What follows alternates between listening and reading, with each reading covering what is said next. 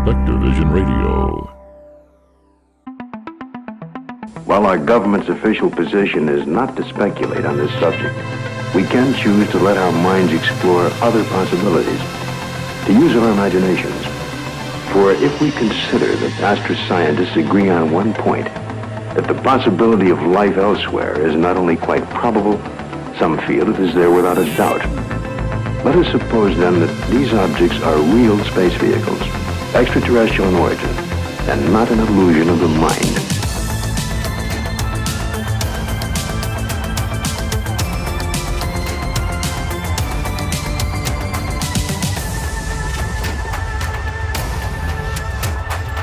I'm Ryan Sprague, and you are now somewhere in the skies.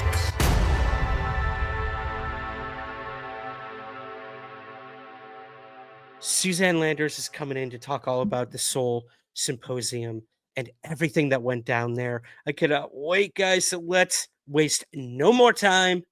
Let's bring her in. Suzanne Landers, there she is. Hi, everybody. How are you?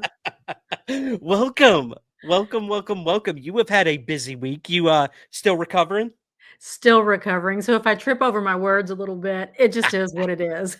It is what, hey, it took me like a day and a half to recover from Comic-Con, and I didn't even have to do anything there. You were like all over talking to people, meeting people, taking down, God, I don't even, what was it? 85 pages of notes, maybe? Yeah. Yep.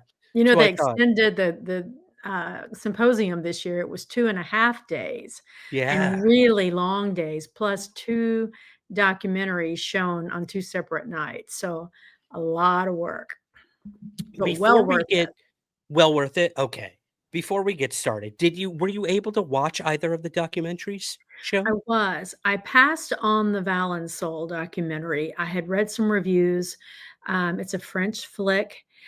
If you enjoy French flicks, which I actually do most of the time, it's typically more focused on how people are feeling about things and the bit of the moodiness around it.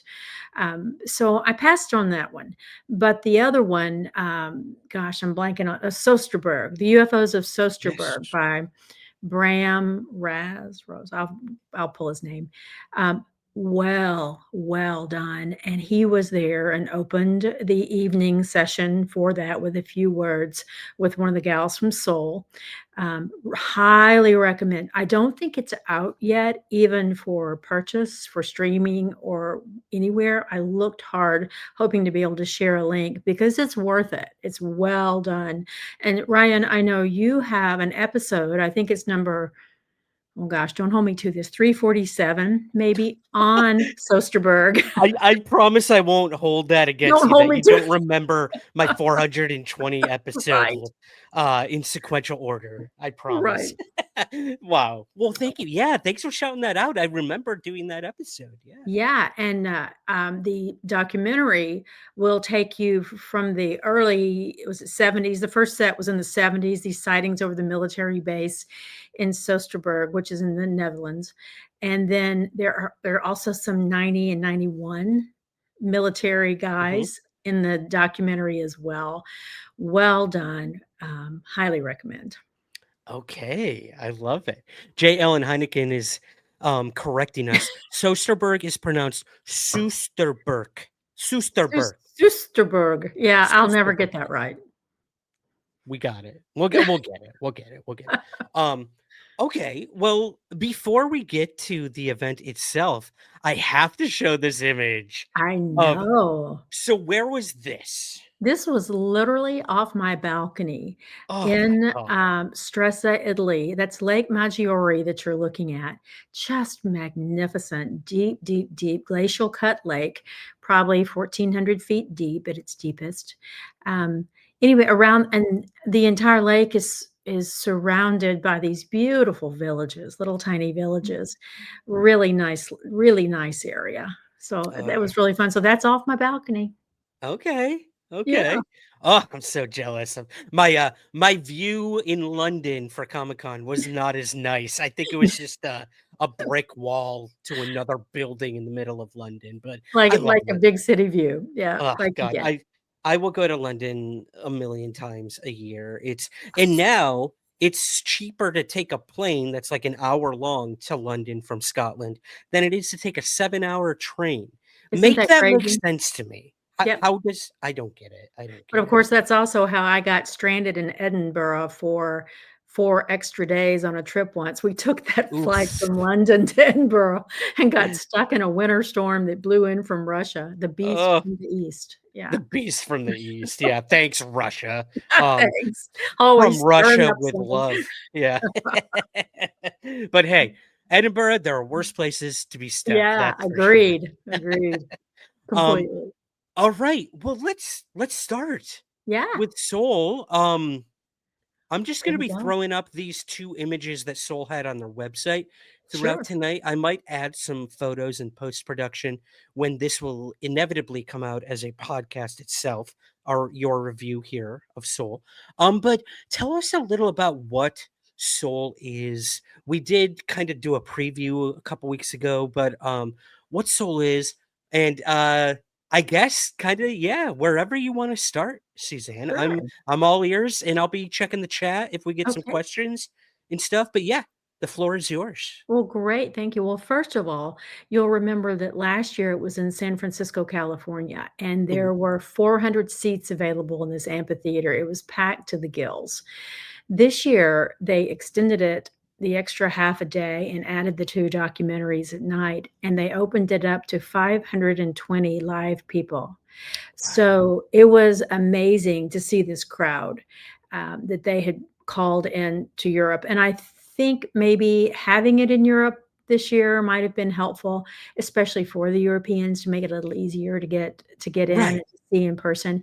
But they also opened up a live stream. You could pay, I think it was $149 or something, and so people all over the planet could actually watch the symposium in real time. Now, I don't think they were able to do things like watch the documentary, but everything else they could see, and I liked that because not everybody can go, and you could enjoy it just as much from a computer screen as you could in person. Although it was really fun to be there in person. Yeah, it's pretty cool. So the live stream was free, I believe, from what I was told. But or no, excuse me. The live stream was not free, but they will be putting out the speakers talks on the Soul YouTube channel, which will be free to view. I That's believe I'm getting that right, or You it's the are. other way You around. Okay, okay. Yeah.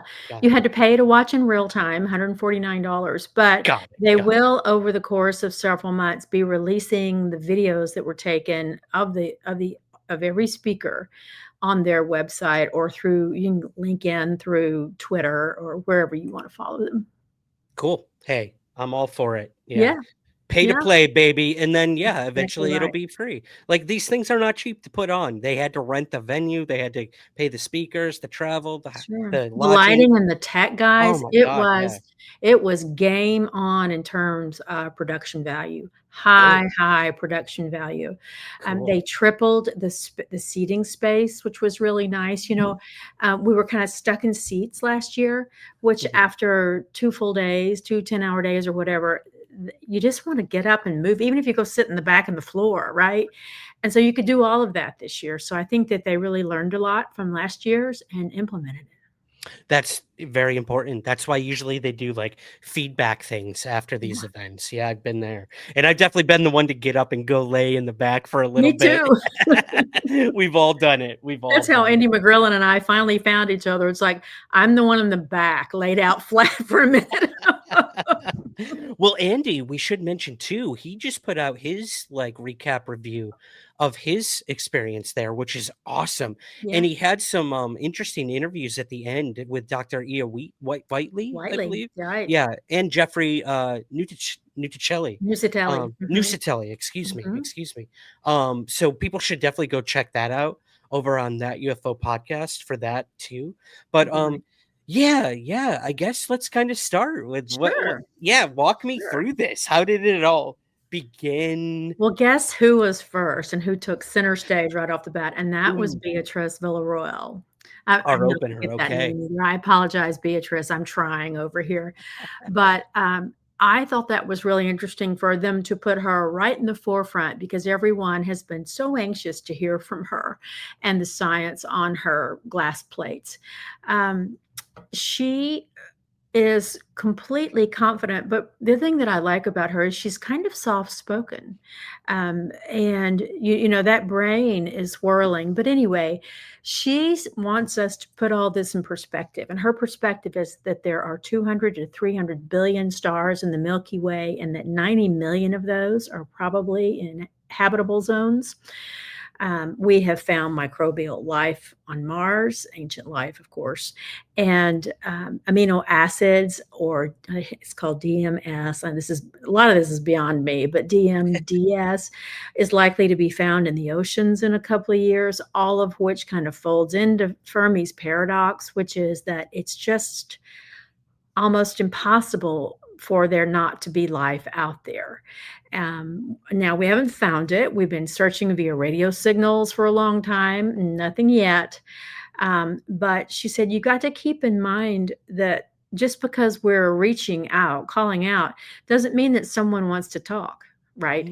Maybe they would send drones or probes, where if they're paying any attention to us, they probably know it's not a safe thing just to come zipping on in and hoping we all do the right thing and that bullets and bombs aren't flying.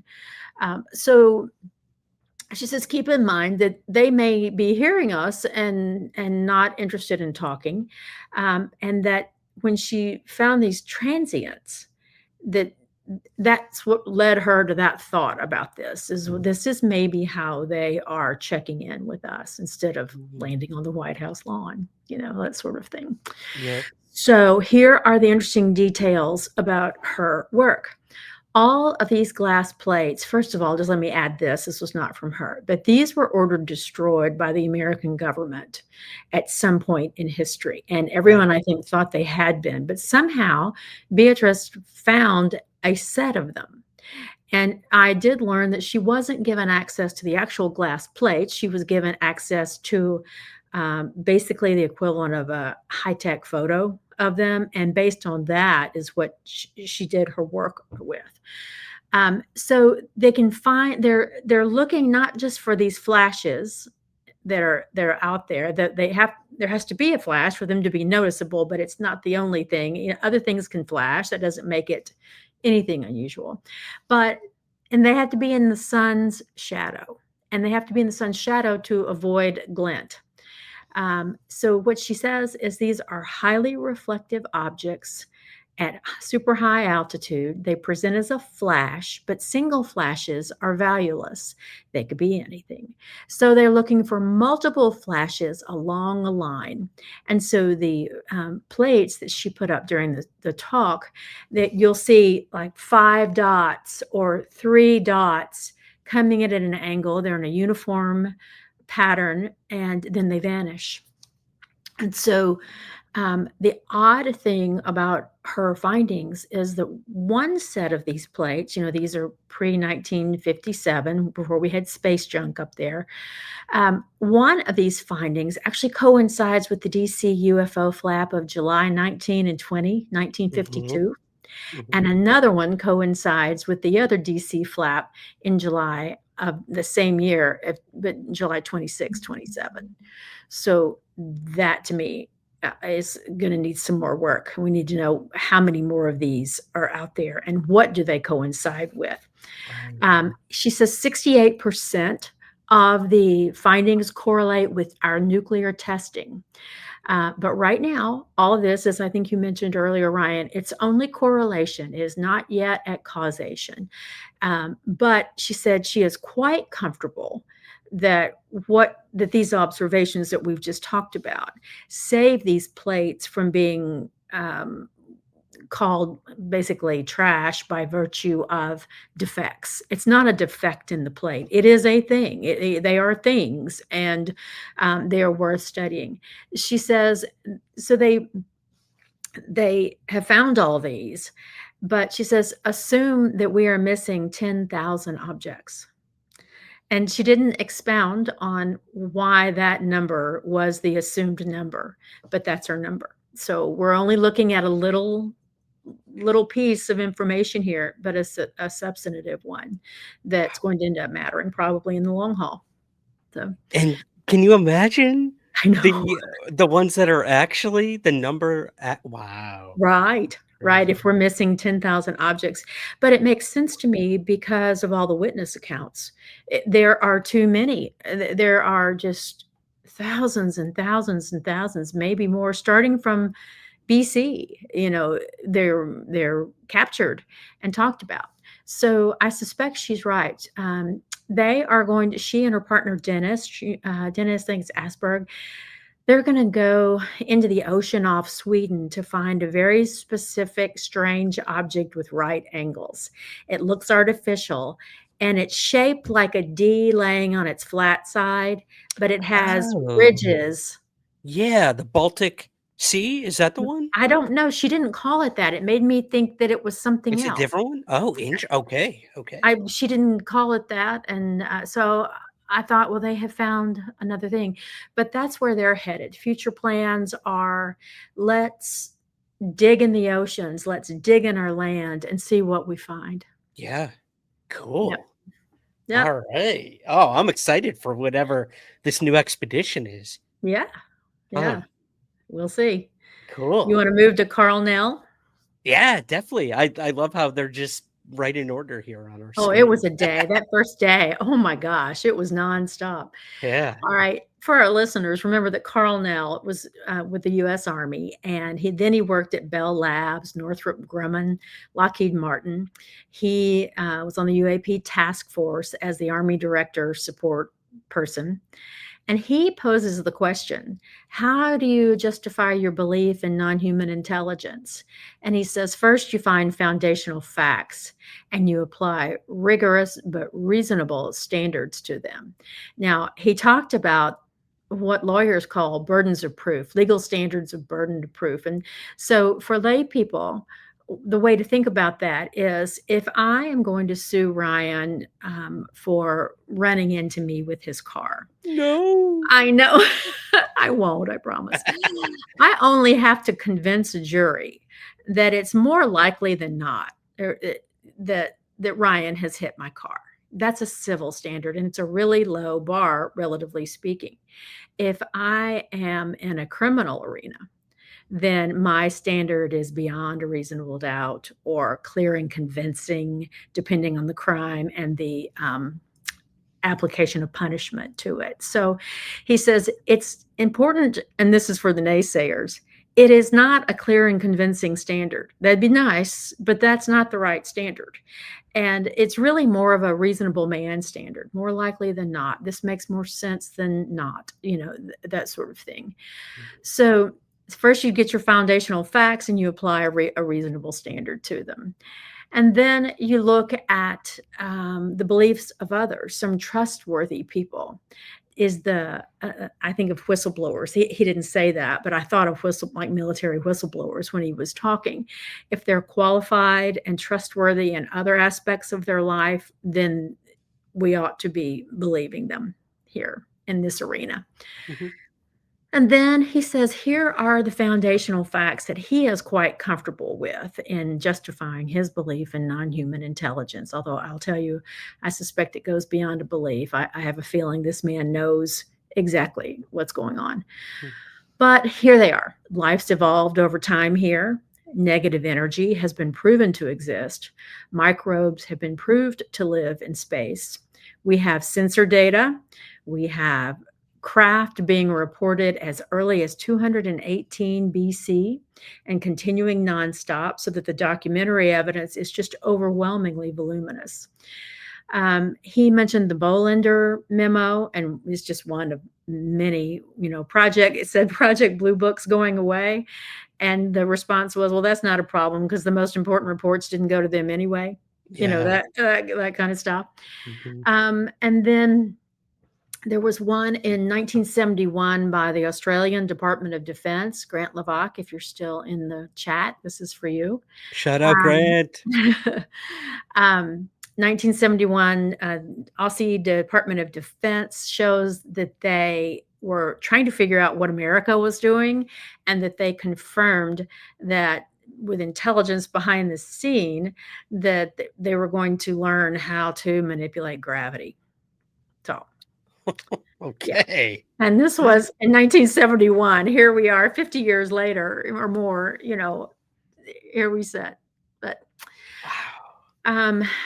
he says the biggest problems that he sees are we've allowed oversight to creep out of the control of elected officials. So very true. And we're failing to inform Congress, and it's legally required, and it's just not happening. We've also created a sub race to create arms. These are, he's just saying these things like they're common knowledge. We failed to inform the public of what's really happening despite our obligation to do so. We've lost all accountability and the money related to it. Often this race for weaponry or whatever technology. And the only benefit to the way the American government has handled this and dragged other nations with it is that it's likely we have thus far avoided ontological shock. Yeah. So anyway, he says as a final comment, now keep in mind, everybody, these talks might be up to an hour. So you're just getting the bare bones. Don't let this sub in for actually listening for yourselves and watching these people talk. Really important, I think, to get your brain on their words and their body language and their facial expression. But he says this is what he gave to Congress, a briefing book. And it had 21 documents, and he did not and would not say what those documents were. It had 3 videos. It had 3 whistleblower transcripts. And he flat out told them, you are out of conformity with the law. Whoa. Yeah. That's it was a serious bold business. claim. Yeah. Interesting. Serious business. Yep. Now I know that there was a question asked of Nell by Andy from that UFO podcast. I guess there Yes. was a Q&A. Yes. And I actually touched on this in a episode I released on Halloween about Frankenstein. Yes. So I wrote this essay back in, God, it had to be about 10 years ago now at this point, about ufology dies many, many deaths. And that could be the same about disclosure too, but it always finds a way to come back. And there were recent remarks made by Carl Nell that disclosure is dead. And this took the UFO community like by storm. Everyone's like, what does he mean? What did he mean by that? So I have to ask, was that expanded upon at all in the room when you were there? Or did he talk about why he believes disclosure in its current state is dead? Or, yeah, what are your thoughts on that? And these are just my thoughts because nothing got said other than that in the moment. Number one is that the UAPDA is dead in its tracks. And we're making no progress over the last 100 years, literally, trying to get disclosure in the sense that the government comes out and acknowledges that non-human intelligence is here and we have the craft and blah, blah. But I also thought, what also ran through my mind at the same time was, and perhaps because this was mentioned by some of the other speakers, perhaps what he may also mean is disclosure is done to the extent that the whistleblowers have come out. We know what we're watching. We know what they're watching. We know what the witness accounts say. We know where the science has led us, like with Beatrice.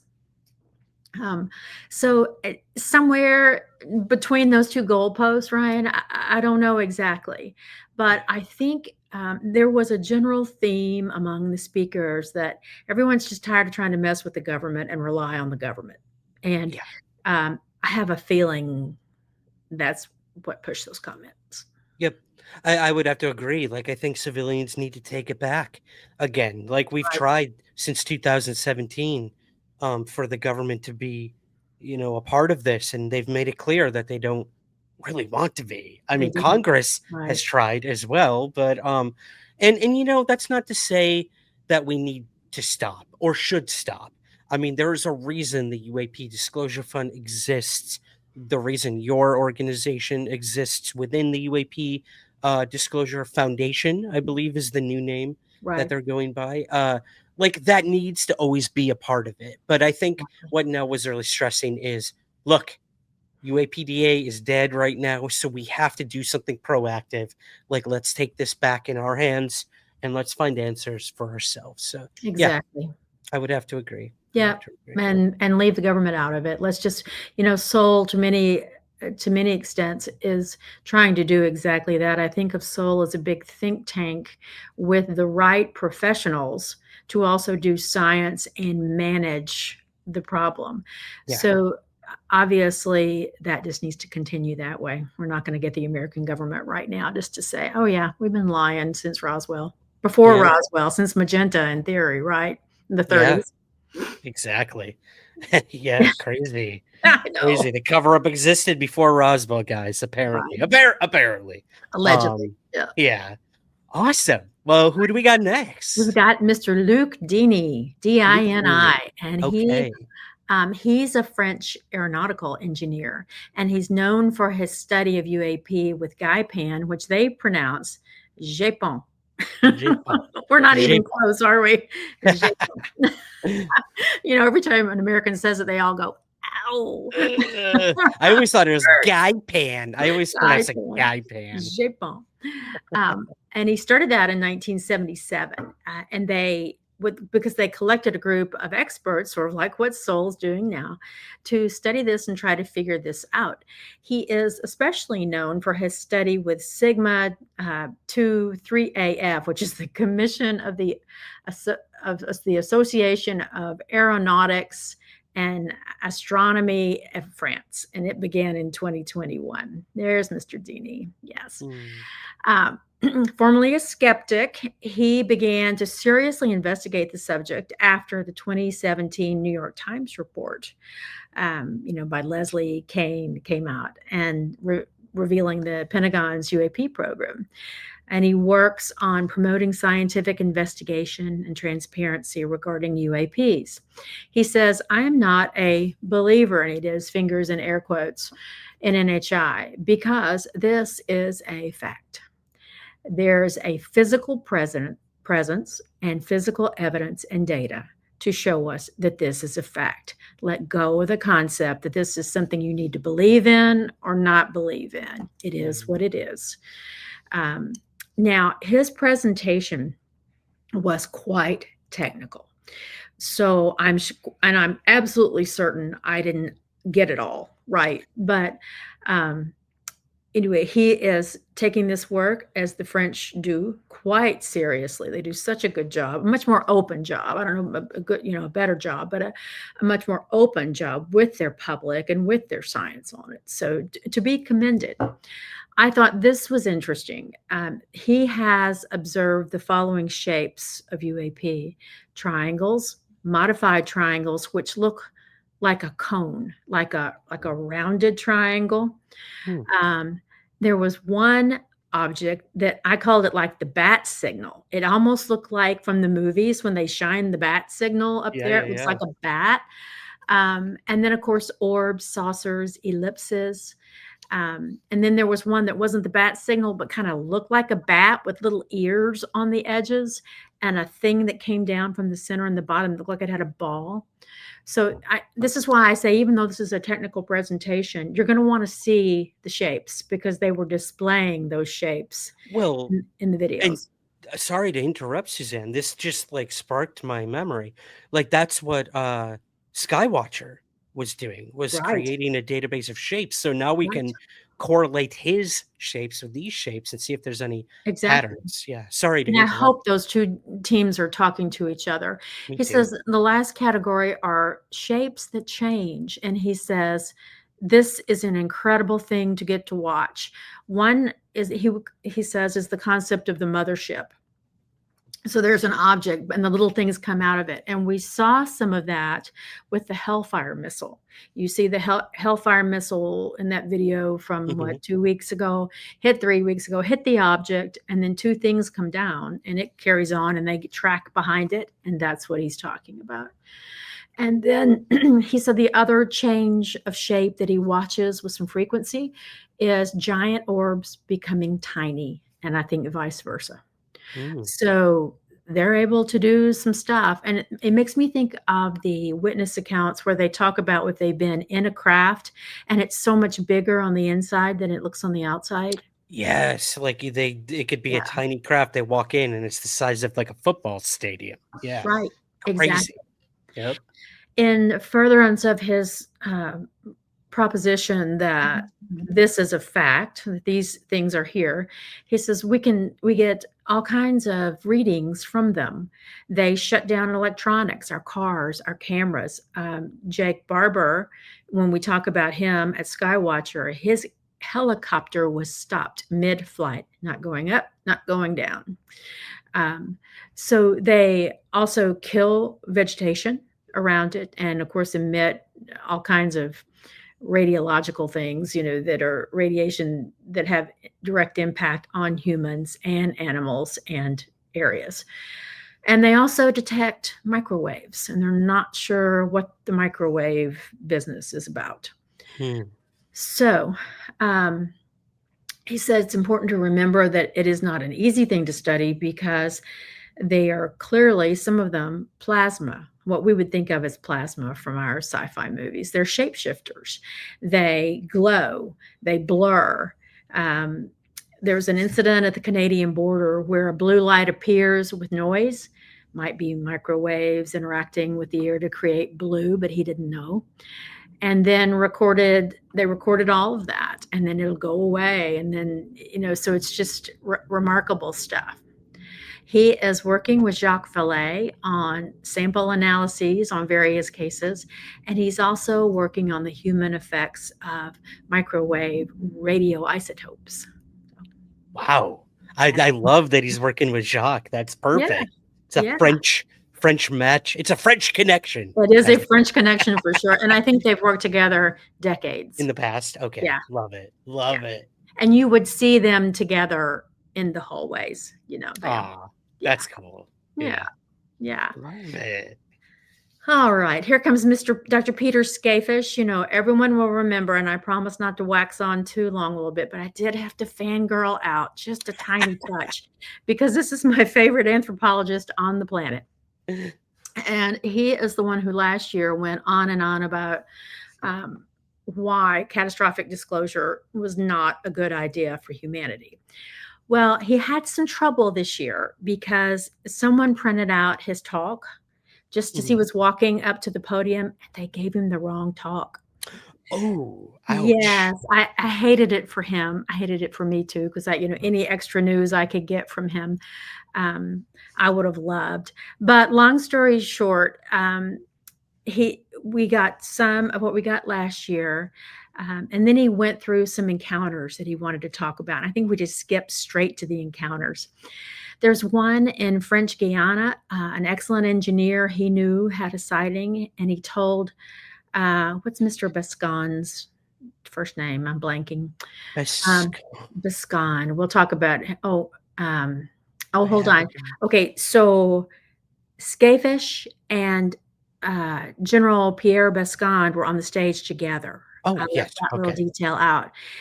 Pierre Bescon is an amazing person. He's an engineer by training, worked in missiles and rockets. He's chairman of JPON, the steering committee, which is a key leadership position in the study of UAPs. He's a member of the 3AF/Sigma 2, just like Mr. Denis. He's a member of the Cometa committee. And I will remind everyone of the 1999 report from the Cometa Committee, which found that the extraterrestrial hypothesis was the most plausible explanation for what we were watching. Anyway, so then he and Mr. Skafish, or Dr. Skafish, wanted to talk about these incidents. The first was in French Guiana. An engineer that he knew told Bescon about it. And he was highly impressed with what the engineer told him, but also how he told him and his science background to back up what he said he was seeing. And it really impressed Bescon. He said it never left him, made a big impression. And that he thought, especially at that time, and it sounded to me like that might have been in the 90s, but he didn't say specifically, but that it was sort of a game changer for him in terms of what role trustworthy whistleblowers or trustworthy eyewitnesses might have to offer. That's how That was my impression of this. That wasn't said. And then he wanted to talk about an Air France incident over Eastern France in 1984. It was Air France Flight 3532. There's a lot out there on this incident. A pilot and the flight attendant saw a large object glowing reddish brown, and the radar at the local tower picked it up as well. And then it just vanished. They captured the disappearance visually. They were looking at it when it vanished, and they also captured it on radar. Oh, wow. But the radar would not give them altitude on the object, which is very unusual, and that incident remains unresolved. And then one of your favorite incidences, Ryan, the Tehran 1976 incident, is one of Yes. as well. And very quickly on that, because I know everyone's heard Ryan talk about that incident, but it was a radar and visual sighting as well, multiple residents of a bright object in the sky. The residents called the Iranian Air Force to report it, not MUFON anyway. They got blown off by the Air Force people until one of the officers on the base saw it too. Tehran immediately scrambles the first of 2 Air Force F-4 Phantom jets, and it gets up there close enough to this object to try to lock on, and the engine fails as they approach the object. Systems were only restored once he was able to turn away from the object, turn the craft away from the object. Same thing happened with the second jet scrambled. And then they saw that it also ejected a smaller object, round and bright, that flew directly at the jet. Second jet had tried to fire a missile and lost all communications and weapons control. And of course, it didn't normalize either until it went the other way. But here's the crazy part. The smaller object descended and landed on the ground, radiating a bright light. And the next day they went to the site where the small object landed. There was nothing there. But other residents had heard a loud noise and saw a bright flash of light, and it too remains unresolved today. Yep. Love He that mentioned, case. that case, Yeah. Anyway, Roswell was the next one. He wanted to talk about Roswell. Everyone knows that one like the back of its hand. But then he said that his committee's 1999 take on what the U.S. knew about non-human intelligence was that the Americans were very aware of non-human intelligence, and that we were actively reverse engineering, and that every time he approached a high-level USA guy, it was weird. And those are his words. It was just weird. He offered Okay. cooperation between France and the U.S., but it was declined, or he got silence. And he made this offer 2 more times, same response. He made it a 4th time in a secret meeting at a secret location, and he got told flat out, no, it's secret. Stop talking about it. Sounds right. Yeah. And he concludes that the government can't solve this, and they're not going to de-secret the stuff, he said. Institutions like SOL and Japon have to solve it. He'd love to build an international coalition with the U.S., but he said the U.S. is not operating conventionally right now politically, and that it may well find itself, the United States, quite isolated. But, the French, they speak really plainly and openly about UAP and NHI. So let's hope that the SOL Foundation or similar organizations can carry on. There will be a new Cometa report. Oh, okay. Yeah. I'm down for that. Yeah. It's been a minute. It's been a minute. It's been a minute. We need another one. Yeah. Yeah. Oh, that's awesome. Cometa is one of the best reports that have ever come out on the UAP topic. So I trust the French will do the right thing here for sure. I hope so. Wow. I hope so. Cool. You want to roll on to Diana Pasulka? Oh, Diana. Love it. I just talked to her this morning. Did you? Actually. Yeah. She's coming out with a new book. Cool. And I'll be the first to announce it here. We've already nailed down an interview, so we will be one of the first to interview her when her new book comes out in Good. 2026. So yeah, let's get to it, Diana. Yeah. She appeared remotely. She wasn't actually in Italy, but did a really great job, and she was actually live. It was not pre-recorded. She was live, and they took a few questions. She took a few questions at the end of it.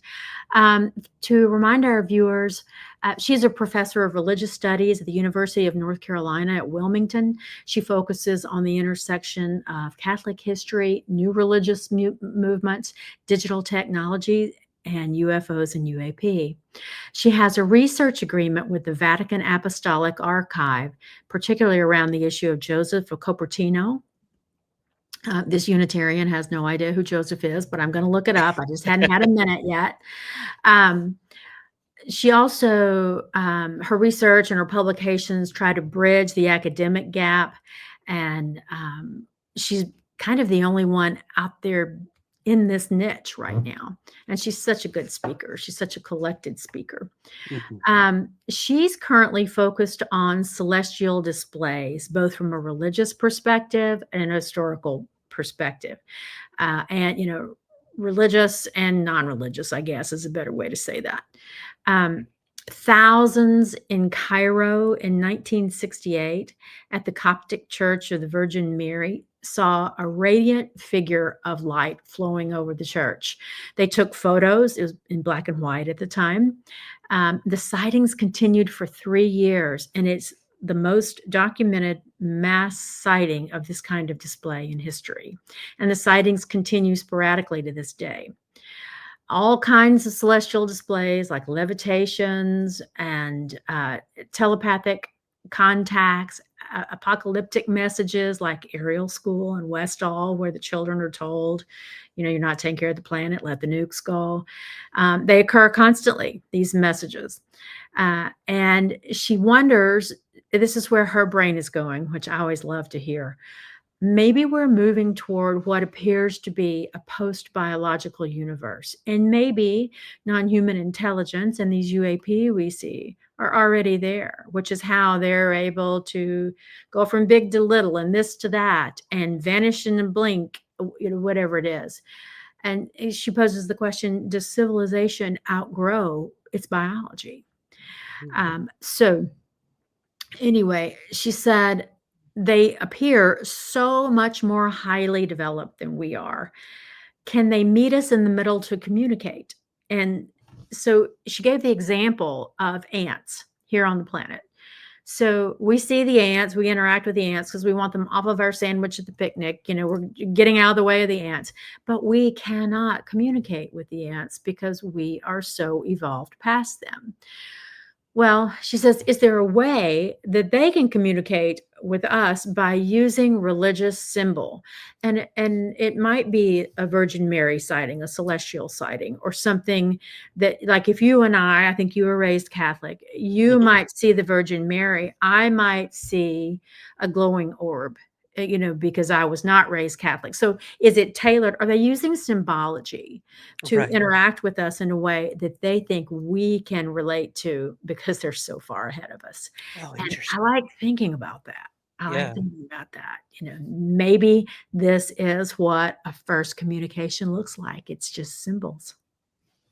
That's interesting. Yeah. I mean, when it comes down to communication, like what is like the thing you could really put out in front, and that's something Right. visually, but it will be interpreted differently by each human according to their belief systems Much like near-death experiencers, depending right. on their background, they have different experiences that are viewed in that same capacity as their background. So if you're very religious, they tend to have a religious experience. They're met either by God or Jesus or the apostles. And if you are very secular, then your loved ones are there first. Or, it just seems to be tailored to suit the individual being. But anyway, I thought she's very interesting. The only hole I would poke in her theory is some of the examples she gave already, which is like Ariel School or Westall.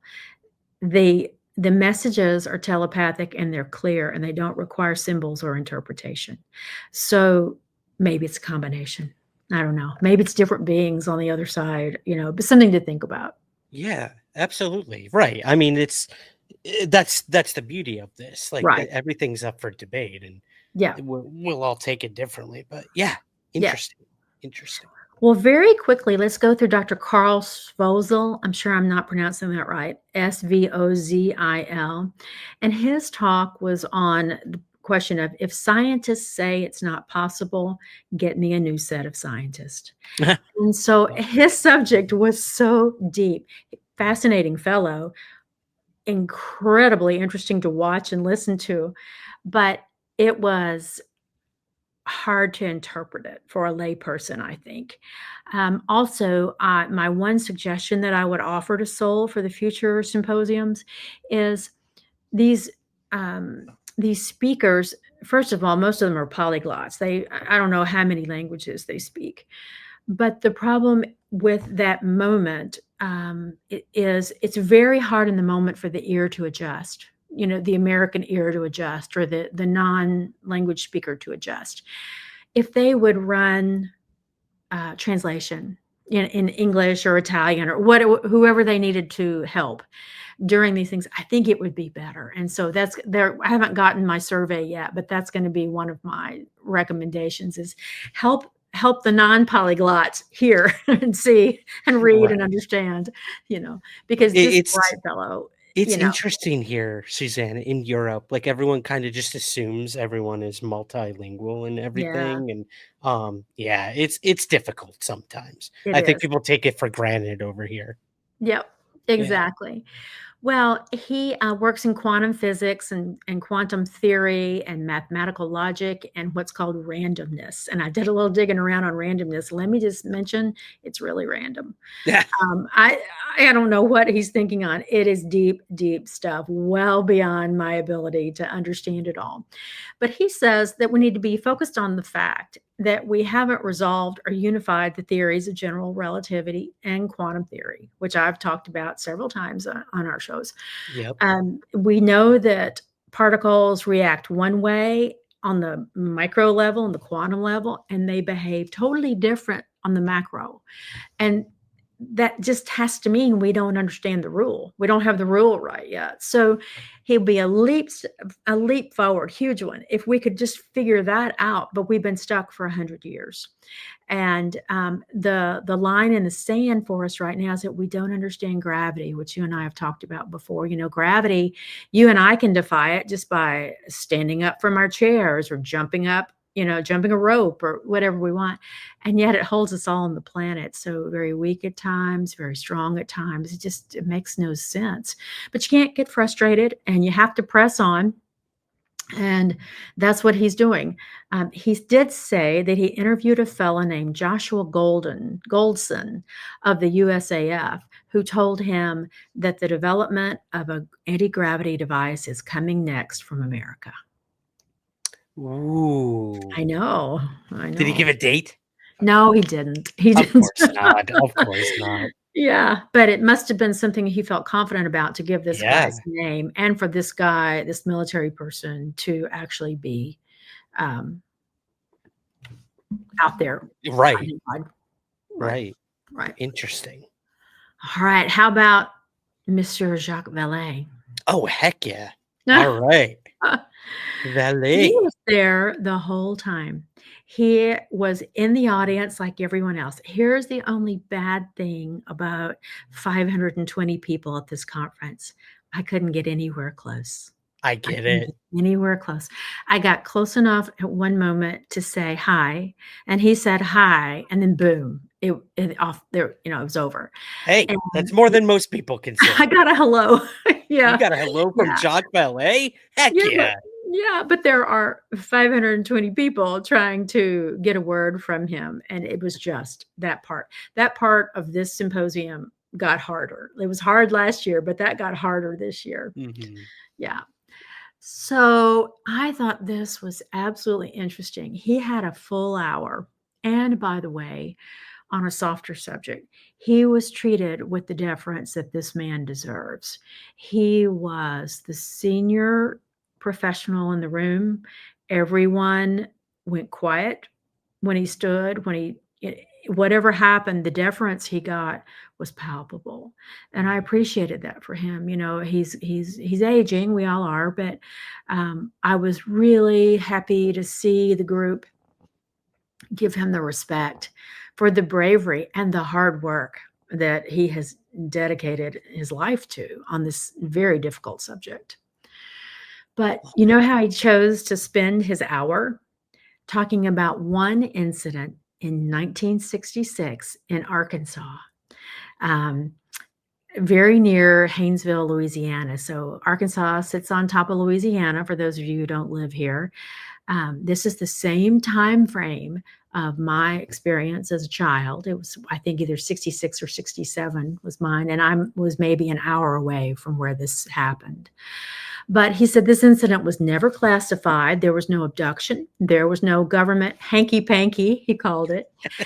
And there were only conventional physics involved, but no conclusion was ever reached. So why is he going to cover this one? He says, because now we have new tools and witnesses were so credible. It happened, of course, in 1967, which is when he heard about it. He heard about it in real time. And he was working, this is so crazy, he was working on AI in 1967. I know. I You think know? he brought that up in my last interview with Yeah, him, and I'm it's like, crazy. "What? I know. What?" I know, that brain. Oh, to have that brain. Yeah. He was also working for Dr. Hynek, cleaning up the Blue Book files at the Yep, same time. yep. All this was going on at the same time. So, it was about 10:30 at night, Central Time. It was terrible weather with the temperature barely above the freezing mark, soft rain, limited visibility in a commercial forest owned by the Hauser Corp. So miles and miles and miles of nothing but trees. A young man in the Air Force and his family were in the car traveling. This is Dr. Lewis Galloway. He was 31 years old at the time, and he was a physics professor in Shreveport, Louisiana, and he worked on atomic physics. Suddenly, an intense light that went white to orange appeared about a mile from them. Galloway said that the energy at work was in the range of a nuclear power station. He said, I'm not going to call this a UFO because it wasn't flying. It was on the ground, but it was an unidentified object. He stopped his car and he got out to see it better. And as soon as he realized what level of power was involved, which I guess he could see better once he was out of the car and out from behind the windshield, the wet windshield, he got scared, got back in the car, and got his family out of there. But he reported it immediately to the Air Force. The exact location they couldn't find because, of course, it is a giant forest of nothing but commercial trees. But the case made its way to Hynek, and they got permission to investigate it. So he got Professor Condon involved. And Condon was with Trinity. It was at Trinity with Oppenheimer at the time. It's just so crazy to hear all these Wow. things, how this goes How they're together with these connected, big yeah. names. I know. Yeah. And Condon actually talked to the witness, Mr. Galloway. And he sent two scientists, one in physics and one in psychology, interesting combo, and I think a smart one, to interview the witnesses too. Extensive follow-up was done. Planes flew over with infrared equipment for night vision, whatnot. They couldn't find anything out of the order. The Air Force got back involved, reanalyzed, reworked it. Condon's conclusion was that it was unidentified and basically couldn't amount to much, but he gave 4 pages about it in the Condon report, so it had some merit, right? Yeah. He would spend 4 pages and then say, nothing.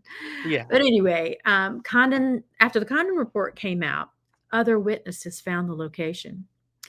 And Galloway was then able to place himself back at the spot where he had pulled the car over. And he was able to do the calculus required to figure out where the object was and how big it was, those sorts of things. He redid all of his own calculations. And the craft was 3 meters in diameter. And then later, they found 4 families who saw the same exceptional light in the area at the same time on the same night. So now it is a UFO. The details of the location, it was in a clearing that was 10 meters wide. All the trees around the clearing were burned. And they absorbed radiation. The radiation samples were taken and they had absorbed radiation. They sent them to a lab. The lab returned the samples with no comment and no testing. Nothing. Silence, just like, nope, not touching it. Interesting.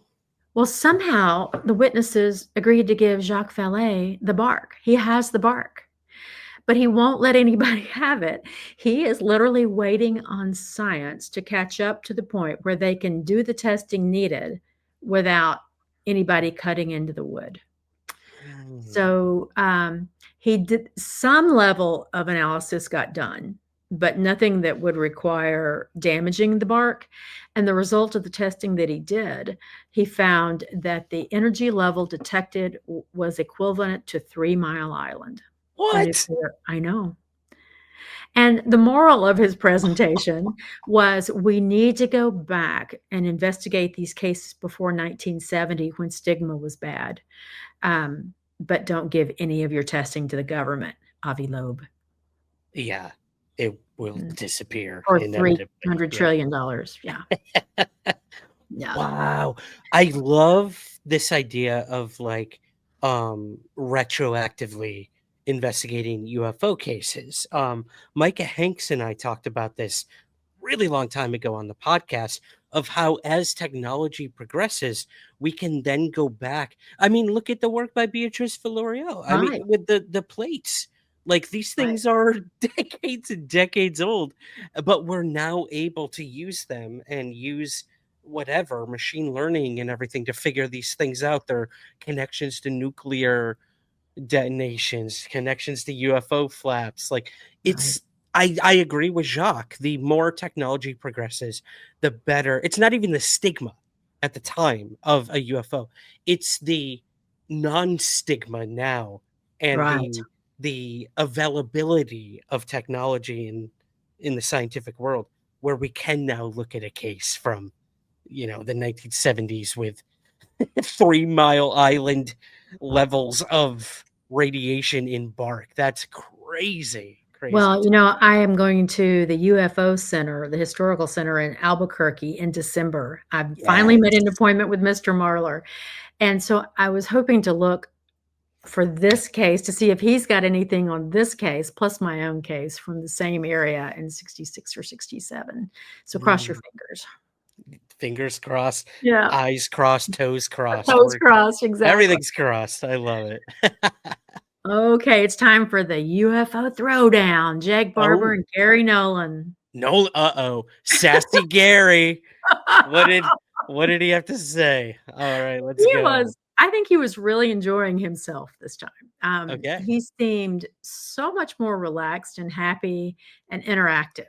And I liked that for him. I liked that and for everybody too. I just think he was, maybe it was that first big symposium and the anxiety around putting on a production like that for the first time. But this time he was very relaxed and very engaged. He and Jake Barber from Skywatcher, they pulled this one off together, and they were a really good team. To remind everybody, Jake Barber worked for the government for 30 years. He was also a retired government contractor in aviation recovery, and he used helicopters to do this. He's a whistleblower, and of course, he's Skywatch dog whistle guy. They figured out a dog whistle. We'll talk about it in a second. He did the big egg reveal on News Nation with Ross Coulthart, and he's a huge transparency advocate. Gary, of course, is a professor of pathology at Stanford. He has a zillion patents for a zillion devices. It's crazy what is going on in this guy's brain. He's written over 300 scientific papers, and I thought our group would love to hear that Peter Skafish took the mic as they were going through this and called him intellectually promiscuous. Is that a compliment or an He insult? meant it as a compliment. And of course, everybody laughed because there's just nothing that Gary Nolan isn't interested in, I guess, That's or true. invent or whatever. So Barber spoke first, and Barber said, he started with this line, 2017 got weird. And there was this laugh through I was like, yeah, that's when the current craziness started, 2017 with the New York Times report. And he wondered in his job what was really going on with this stuff that he was retrieving. And he said he began to question who he might actually be working for. Now, he wasn't expanding on any of this. Of course, these are the things that I would love to have the answers to. But so you don't know who he thought he might be working for if it wasn't USAF or whatever. But he had actual concerns that he might be subjecting himself to criminal prosecution for some of Really? this. And he Okay. didn't expand on that. But clearly something big was going on, and it turned a corner for Jake Barber. He had already laid out the plan for Skywatcher with another friend who had big funding.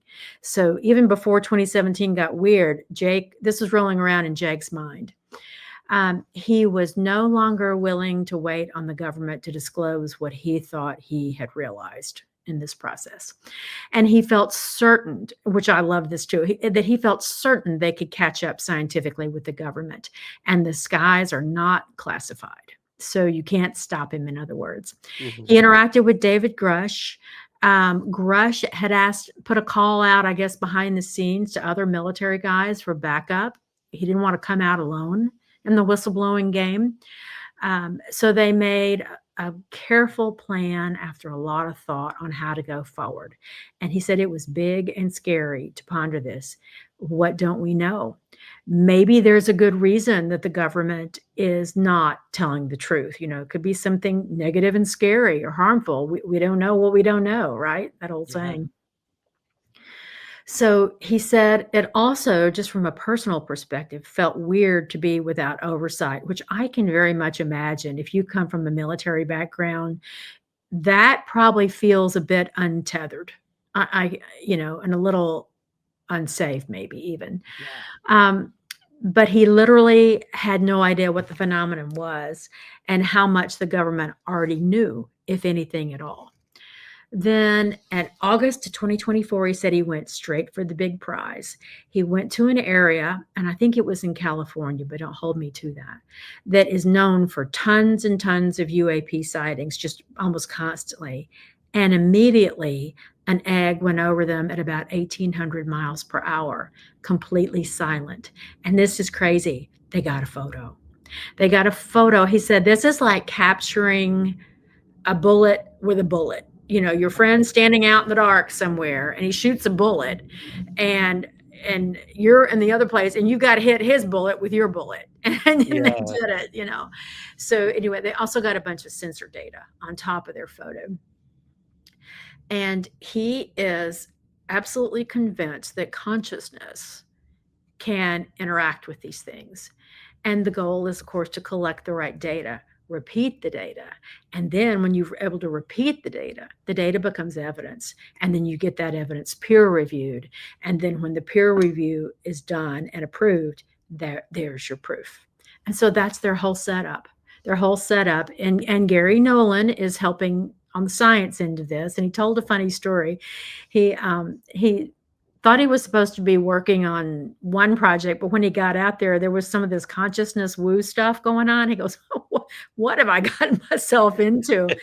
But I think very quickly he got to see exactly how these things were going to get working together. So psionics, baby. Psionics, that's right. So they unbeknowingly and unintentionally caused a UFO flap in California. Yeah. Oops. They've established, of course, this process to call a UFO, which is called a dog whistle. But there's also a second process, which he calls neuromeditative. And I challenge our group out there. Dr. Aya Whiteley, who we're going to talk about in a minute, is also into the consciousness, and that it is a meditative process. But I have searched the planet to try to find what process they're using. Where's the YouTube on it? Where's the primer on it? Where's the research? I can't find anything. Now, I'm not asking you to look for the dog whistle. You're not going to find the dog whistle. He very specifically said, we're not going to share it. We cannot share it. We cannot have the whole planet summoning these things and it might stop working, and it's going to interfere with what we're doing if you all can call too. So you're not going to find the dog whistle. But the neuromeditative process, if anyone finds it, please share it. It's got to be out there somewhere, but I have not been able to find it. He says they created this flap, is what he was talking about, and the California desert triangles of weirdness showed up. That's how he described it. He said some of these triangles were clearly military and private craft, others were not. So it's almost like they've tapped into this signal that can call what our government has already figured out how to make. Yeah. So, yeah. And he noted that Skunk Works, Grumman, and the Air Force Base are all right by this thing. So interesting. Okay. He says non-human intelligence is real. So many won't accept that. But he said the best way to do it, and it's part of what motivates them, is the skeptics need an experience. And how do you give that to them? Well, you give that to, if everyone could have an experience, we'd be having a totally different conversation as a species on the planet. Well, if unfortunately, you have yours at one time, I have mine at another time, others here, there, and yonder as well. Well, how do you give that experience to the people who have not been fortunate or unfortunate enough to have it? And through science. He said, in response to some questions, he had a few minutes for questions. Most people ran over. There were no questions this year, no big questions. But he said, someone asked him, are they coming in freely? And he said, you need to basically stop right there. I'm not sure they are a they. It might be a system. No clue. He said, don't assume they, just assume we don't know. And then I thought this was really interesting. The other question came from like a park ranger kind of person. Maybe above a park ranger, but in that system. And he said, have you looked into the possibility of using the forest, the deforestation satellite imaging for this stuff? And the whole crowd went quiet, including Jake Barber. And Jake said, oh my God, no, that's a great idea. Please come see me. So we've already got satellites up there working on deforestation and other issues. And now I think they're going to tap into that. Revelations happening at SOL. Right, so right cool. There. And that to me is the point of SOL. Right. It's almost think tankish. Get those brains in the room.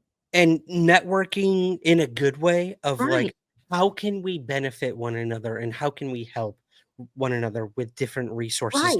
Or just stepping out of, I'm sure Barbara and a lot of these guys, they've been, so hyper-focused on certain approaches and things. It's like, we didn't even think about that. Like, that's the beauty of it. I love that. Because you never know who's going to be in the audience there. And you never know who you're going to motivate to think a little differently. Exactly. Right. Like Mr. Scafish did for me last year. That came out of the blue, but only because I was sitting in the room. Right. Yeah. Put those brains in the room. Let people think. Yep. Love it. Let's go on to Aya Whiteley. Sure. Her talk kind of dovetailed with Jake Barber on a bridge between consciousness and unconscious states and worlds.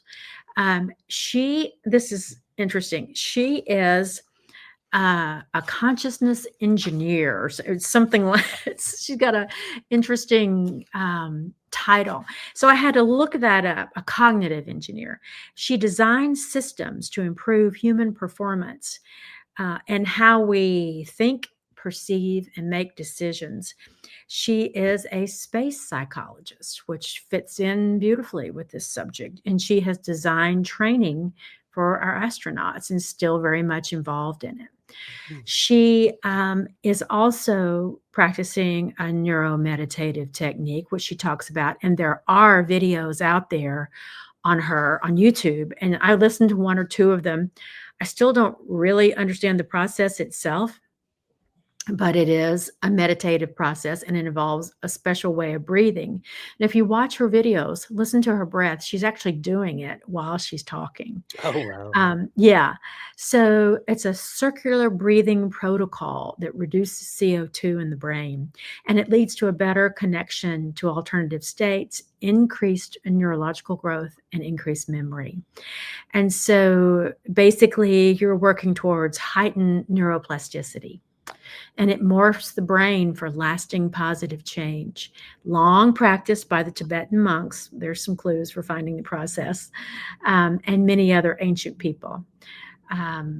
She feels like that she has, through her science and research, confirmed the value of the practice of those ancient people. She said her practice is also being used in space training today. So I think she says it typically takes 6 breathwork sessions to start to raise veils and create emotional safety to deal with the phenomena. And so in my limited lay terms, how I would say this is, and experiencers are going to, I think it'll resonate with experiencers. My interpretation of what she's doing is she's taking those experiences, which so many of us could not put down for decades. They are transformative things, concerning things. You spend hours and hours and hours wheeling it in your brain. And if you don't resolve it somehow, then you're handicapping yourself and you're shutting your brain down. And so whatever it is she's doing in this breathing technique is helping to lay down the fear and anxiety around these anomalous experiences and resolve it for that human, and then that human can go forward. So I will tell you this, as an attorney who practiced for decades, and part of what I did was mediation, trying to help people who were stuck in litigation get their case settled without having to go in front of a judge for whatever reason that was going to be problematic. And I can tell you that very, very quickly, in the 35 or so years that I did mediation, I learned that if I had you cornered in a room working on a problem and you've told me no all day long, and I'm just still working the problem with you, saying it different ways, having you think about it different ways, what I think a solution would be, at the right time, when you are ready, you'll do that. And I know, with the sureness of my being, you just accepted it. And I have no doubt that's sort of what she's working on here. If we can assimilate these experiences in a healthier way, we can take that deep breath and move on past it and find solutions to whatever's on the table. So that's my 10 cents on Dr. Aya Whiteley. That is fascinating. I love it. I love it. Greetings, everyone. Ryan Sprague here, host of Somewhere in the Skies. For over 7 years and more than 400 episodes, the Somewhere in the Skies podcast has always been free to listen to, but it's not free to create. So we offer several ways to help support our efforts and get rewards in return. If you listen to the podcast on Apple, you can click the subscribe button at the top of your Somewhere in the Skies feed to become a premium Apple subscriber. Or you can join our Patreon campaign with several tiers available. Both of these options give you the same benefits and rewards: ad-free episodes, early access to the main show, and bonus episodes and content. Help keep the lights on at the Somewhere in the Skies HQ, and help us continue to grow by becoming a Patreon subscriber at patreon.com/somewhereskies, or by clicking the subscribe button at the top of your Apple feed. Thank you for your continued support, and keep looking up.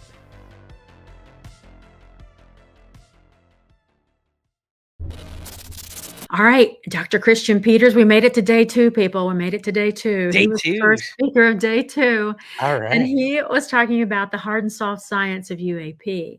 He is a social scientist and political theorist. He is the managing director of the Brennan International Graduate School of Social Science at the University of Bremen, and also known as the Jacob University Bremen in Germany. Large focus on populism. What is all this doing in relation to humans? What, for the, sort of a Peter Skafish perspective, how does this work for humans and what do you do with it? And he says it's important to remember that UAP are not just a natural science issue. This is a social and human issue too. And so you can see how they've dovetailed their speakers, right? They are showing you from numerous scientific perspectives and practices that we need to do a better job of assembling this information in our brains and hearts, and then we can do a better job figuring out what it is. Otherwise, your emotions and your well-being are negatively affected. So it's so much more than what he calls a true-false equation. It's not a precise measurement thing. We don't know enough to do precise measurements, but we know enough to know what those experiences are for us and for those like us who've had them. And it's so much more ambiguous and complex. And he said what this tells him is that this is much more likely a feature of the phenomenon than a bug. It's just part of it. Experience demands meaning, meaning demands politics, and politics shape experience. So you're walking in this circle until you resolve, right? All right. He says UAP is a threat to our serenity, and it poses problems for many. Humans are not comfortable with a certain level of knowledge. There's some things we don't want to know, especially if it threatens our status quo. And the world may not be like we know it. The reality may be far weirder, far stranger, far scarier, far better. I don't know any of those things. And we don't do well living in the mystery. I think those of us in this chat on this live stream do, because we are trained to it. And frankly, we hadn't had a whole lot of choice about it. When you have those experiences, you're in the club, whether you want to be in the club or not. Yeah. But it's also like living in limbo. And I don't live well in limbo. I like order and whatnot. So I think this really resonated with me. He thinks we're in a phase of partial disclosure. The government has acknowledged the Nimitz videos as being true, and they've said they don't know what the objects are. The Arrow report acknowledges an unknown out there. The government has the power and the authority to disclose. So release the non-national security stuff right away. Get it out there. And unless is everything connected to national security, and that could be an unresolvable problem. Yeah, that's the conundrum. It always is. Conundrum. Yep. Yeah. Yeah. Interesting. Yep. I love this idea of like UFOs, like challenging serenity. Like Yes. UFOs, they're so like chaotic. I think is the perfect word. It is. Yeah. It is, and they turn your world upside down when you have one of those experiences. Absolutely. Yeah, mine was not serene, I can tell Mine you. was not either. Maybe like At all. aspects of it, like, and maybe for like brief glimpses, it was like serene, but at the end of the day, it was terrifying. Yes, me too. Mine was But too. that's just human nature, Yeah. fear of the unknown. But Right. And I think when you're younger, and we were both younger, it's even more of that, right? Because you only have so much knowledge to manage it anyway. And then when you're little, and anyway. So, well, how about Fabio De Masi? He's part of the European Parliament. You want to talk about him next? Absolutely. Let's do it. He heard Mr. Grush testify at the hearing before Congress in the States. And that is what prompted his interest in this, which I always think that's interesting, because most of the people we deal with daily have had a firsthand experience. So you don't often hear another professional say, well, your experience has prompted my interest, right? I think that's different. But he says, but it's really risky for politicians to get involved in this topic. And here he is in the European Parliament.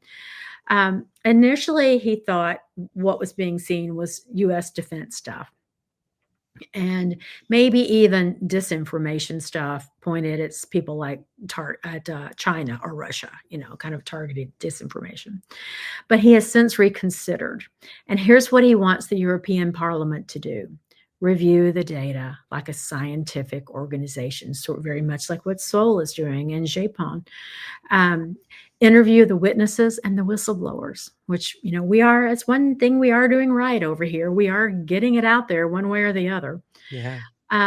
And then he wants the European Parliament to take its own path forward. Stop leaning on the United States and asking the United States for whatever tidbits they'll throw out, if any. Avoid the secret state stuff. They don't go the way of the United States. Tell the truth like the French do at Japon. And do the science directly, and then share the data with all the other nations and all the humans. Love it. I love that. Yeah. Well, in like the UK itself is slowly getting involved. There's been whispers around of like the House of Lords might be having some sort of UAP briefing, or almost like a congressional thing Yes. here in the UK at some point. So yeah, stop waiting on the Five Eyes or the US specifically. Like Canada did the same thing, and now they're Right. like, you know what, screw the US, we're just going to do our own thing. And that's what birthed Sky Canada project. So like, Right. yeah, I agree with that for sure. And you have to hope that all those groups at some point hook up with each other. Of course. Even Yeah. and that is how we get isolated, I think, because we're stuck Yep. in a secrecy machine and they are not, and we can find ourselves quite isolated. Yep. Agreed. Agreed. Yeah. Well, how about, of course, everybody's gonna have to just get through this with me, because this with Dr. Michael Bolanders, he is an ethics and non-human intelligence guy. You know, my brain, that's where my brain goes. I love living in that miasma of the ethical questions around him. He's a lawyer by training, and he was a judge at The Hague, and he handled the Kosovo trials. So if he sounds familiar to you, that's probably where you saw him. That is heavy. And he's another one. He is not an experiencer on any level, but he chooses to believe that we're not alone. And he chooses to believe that non-human intelligence are already on the planet. And he chooses to believe the experiencers are telling the truth, including and particularly the abductees. And he notes that different forms of non-human intelligence interact differently with humans. Think of the Greys versus the Nordics and those witness accounts we hear from how differently those humans are treated by the different groups. Whitley Strieber, you know, he had a terrifying experience, and he was there this year. And he asked some good questions. We'll talk about one of his in a minute, but he was all involved. He said, no one understands the phenomena. Well, true. You know, we see, I love this analogy though. We see the puppets, but not the puppeteer. Where's the puppeteer? How do we get to see the puppeteer? But he said through practical investigation, like in a judicial proceeding. Of course, you know, this is another example of we all see the world through our lens of experience, right? And so here's this lawyer and judge. He wants to lay it out like a lawsuit. We need science with an open mind, and the science needs to be rigorous. He says it's important to note that the public's view on non-human intelligence has changed dramatically over the decades. A 2024 survey was done on non-human intelligence, and it was conducted in French, German, Spanish, and English. They had 7,400 participants, but guess what? They threw 6,000 of them out as bots. And of course, then don't you want to know? Like, it's like, but wait. Who would send bots to this? Now I want to know who sent the bots, you know? Yeah. It's probably us. It's probably America. Probably. But he said at the beginning of the survey, the very first question was, have you had an personal sighting or experience? And if you said yes, you were thanked and sent on your way, because they wanted to control potential bias. You know, if you and I were taking that survey, we would answer strongly in some direction. Yeah. And maybe not in others. But someone who hasn't had the experience is what they were looking for in order to test true public view without any of this overlay of the experiences that we've had, which I thought was brilliant, frankly. So he said, one of the questions asked was, have humans been contacted by non-human intelligence? The French were extremely skeptical, which shocked me. I thought the French would be out there going, oh, no question. Yeah, no, they were very, very skeptical. But across all the other languages, 55% said no, which means 45% said yes. So you think about a 45% approval rating. Yeah. That's a powerful number. That's a powerful is. number. So it's not insignificant. To the question, have non-human intelligences abducted humans? 40% of the people who took the survey said yes. Have governments sacrificed human rights to get alien tech? Less than 10% said yes. Regarding human experimentation, even a smaller percentage said yes. So that issue is probably the step too far for people, right? Yeah. Who aren't directly involved. And There's yeah, always a line. there's Yeah. always a line. So I think we're watching that right there. Mm. He said, but here's the deal. Human rights are being violated by non-human intelligence and regularly. Abductions, examinations, all lack consent. Communication, telepathy is invasive. Humans don't get a choice, right? And that was my Right. experience as well at the Santa Fe house. They're just in your head. Other examples of control, the kinetic things they can do, they can move things around, they can move you around, they can paralyze you, they can create screen memories after your incident with them, they can create memory blocks. And this is all before you even get into the sexual interactions, right? So Right. all bells dinged in that category. And why are these not crimes? Well, he said it all begs a bigger question. Is there a reason that non-human intelligence cannot ask for consent? Or is there a reason they don't need consent? Mm. What's the source of their right to do these things? We need a solid set of ethics and a mutual consent arrangement. And he's written a book that some might be interested in. It's called Contact with ET, Intelligence and Human Law. Mm. Yeah. Interesting. Interesting Okay. fellow. Yeah. Yep. All right. How about Miss Mara Mandrilla? Okay. There, let's see. Find her. There she is.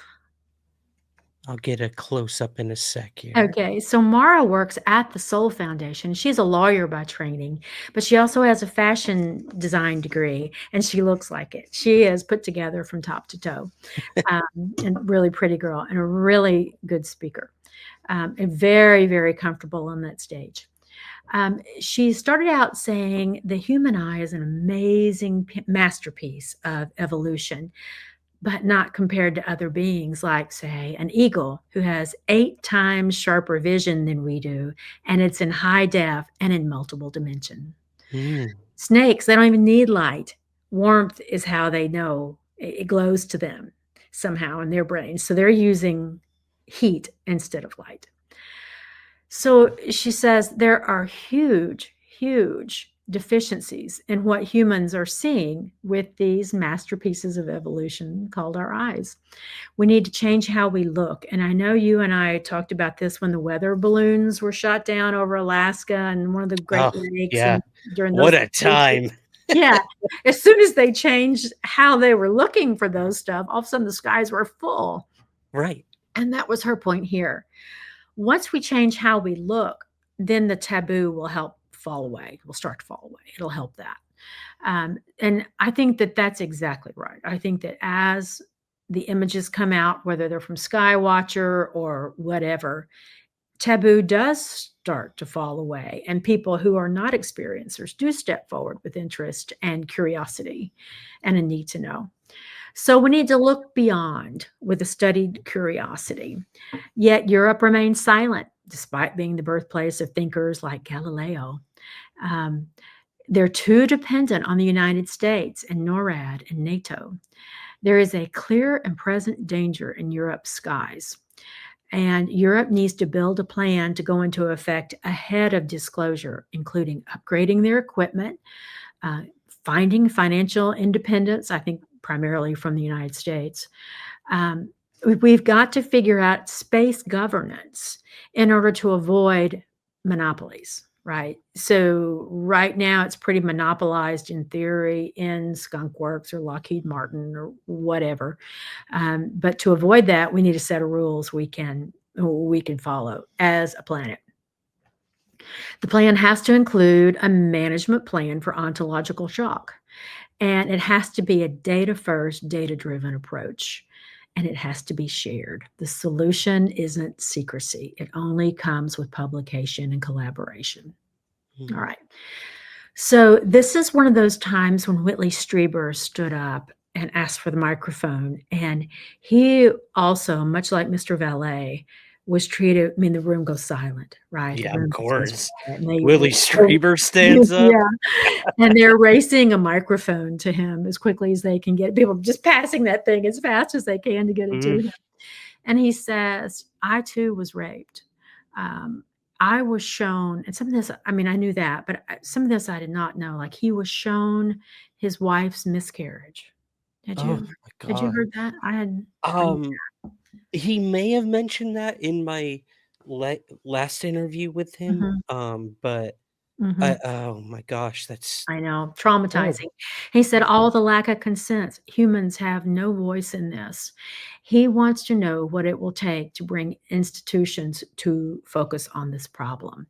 Stop laughing, stop ignoring it. People have to find a way to have themselves heard. And Jeff Nusatelli, who was our final speaker at the end of the third day, he echoes this sentiment. I just wanted to mention it here that he too thinks the people have lost their power. Time to get it back, guys. Time to get it back. Yeah. Yeah. Wow. All right. Who's next? Mr. Tim Gallaudet. Oh, okay. Yes. There we Okay. go. So, this is speaker after speaker, hour after hour. The days were about 10 hours long before you watched the documentary. Ooh. And I'm trying to take these ridiculous notes so that I can report it accurately back to everybody. And so he approached, and I thought, well, I haven't heard a lot in the news about him recently. There hasn't been more going on about him. So I don't know what we're going to hear that we hadn't already read. Holy smokes, people. He blew my socks off. Really? He has had enough of the American government. He's done. It's over. The gloves are off. He is ticked off. And no bones about sharing it. I went from, oh, my hand hurts, I'm tired of taking notes, to holy smokes, what's happening here? So you really, really want to hit a record button, which you cannot. It's not allowed. It's like Gary Nolan took this year to calm the F down, Yes, and Tim and Gallaudet picked up the he picked it sassy, up. pissed off torch. Yeah, Yeah. he is ticked off. And just to remind everyone, he is the former chief oceanographer for the Navy, and he was the director of NOAA for the first Trump administration. And I think that might have gotten in his way. I don't know this, obviously, but I know that after he did a lot of campaigning for President Trump, that President Trump then cut the NOAA budget and all those things that he was working on. It made him mad because there was a little bit about that out at the time. Sounds about right. So Yeah. maybe that was sort of the straw that broke the camel's back for him. But his perspective, other than just being ticked off, was, do we need an international approach for UAP discovery? And like, oh my gosh, we have another theme through this year's presentation. The US is not coming through on this. Where's the UAPDA? It's dead on arrival, he said. He's so disappointed in that process. And he says, will the Trump administration change anything? He says, Trump isn't going to change a thing. They're obsessed with control. These are his words, people. These are not mine. These are Mr. Gallaudet's words. They're obsessed with control, and it's scary to Mr. Gallaudet.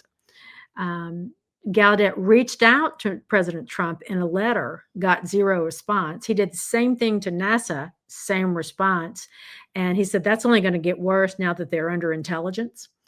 And ditto a letter that he and Chris Mellon sent to the Wall Street Journal on the garbage that was in that article that you and I tore apart. 2 pieces. Yeah. Yeah. And he got no response from them either. And all of this means to him is there's going to be zero openness. And so what I think you're watching is the rest of the world also saying, we've had enough. We're going to just do this without America if this is how America is going to play. All right. So regarding the DOD, this was a doozy. He said, Kozlowski seems much more open-minded, admitting zero experience with the topic, seems to be listening intently, trying to learn, but he now answers to the National Security Council, so nothing is going to change.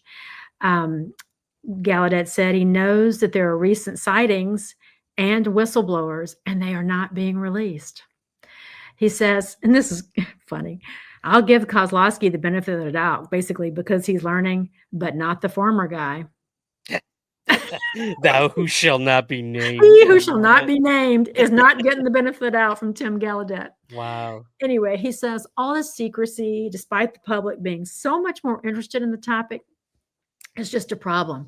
He said he is looking forward to the public reaction to the Age of Disclosure flick that's coming out November 21st. Yeah. And that he thinks that might move the needle a little bit just because of there's something like 30 or 32 military and government officials who are apparently calling it what it is. I wish we could see it. I hate to have to wait to the 21st, but maybe that'll turn the tide a bit. Congress, by the way, is going to get a private screening of it. Oh, He did not know exactly when it was. He did know that it was set up, though. And then there is an exhibit coming. I can't wait. I can't find anything on it yet. Maybe the chat can. But it's done by the same fellow who did King Tut and the Titanic exhibits that went all over the world. Oh, I saw the King Tut one. Yeah, I did too, and the Titanic. And Oh, so he's doing this on disclosure. He's calling it a really? disclosure exhibit. It's So gonna if like travel anybody- the world? I think it's going to travel the world, just Oh, like King hell Tut yeah. and the Titanic. Right. That'll be great. He did throw this out, and I wanted to be sure you knew he had said this. Obviously, he didn't use your name, but he said the podcasters are doing an incredible job on this, Oh. that they're just not buying the story anymore, the secrecy story, and that they needed to continue doing that. They were an important piece of that puzzle, basically. So That's I thought very that was kind of nice. him. Yeah. Yeah.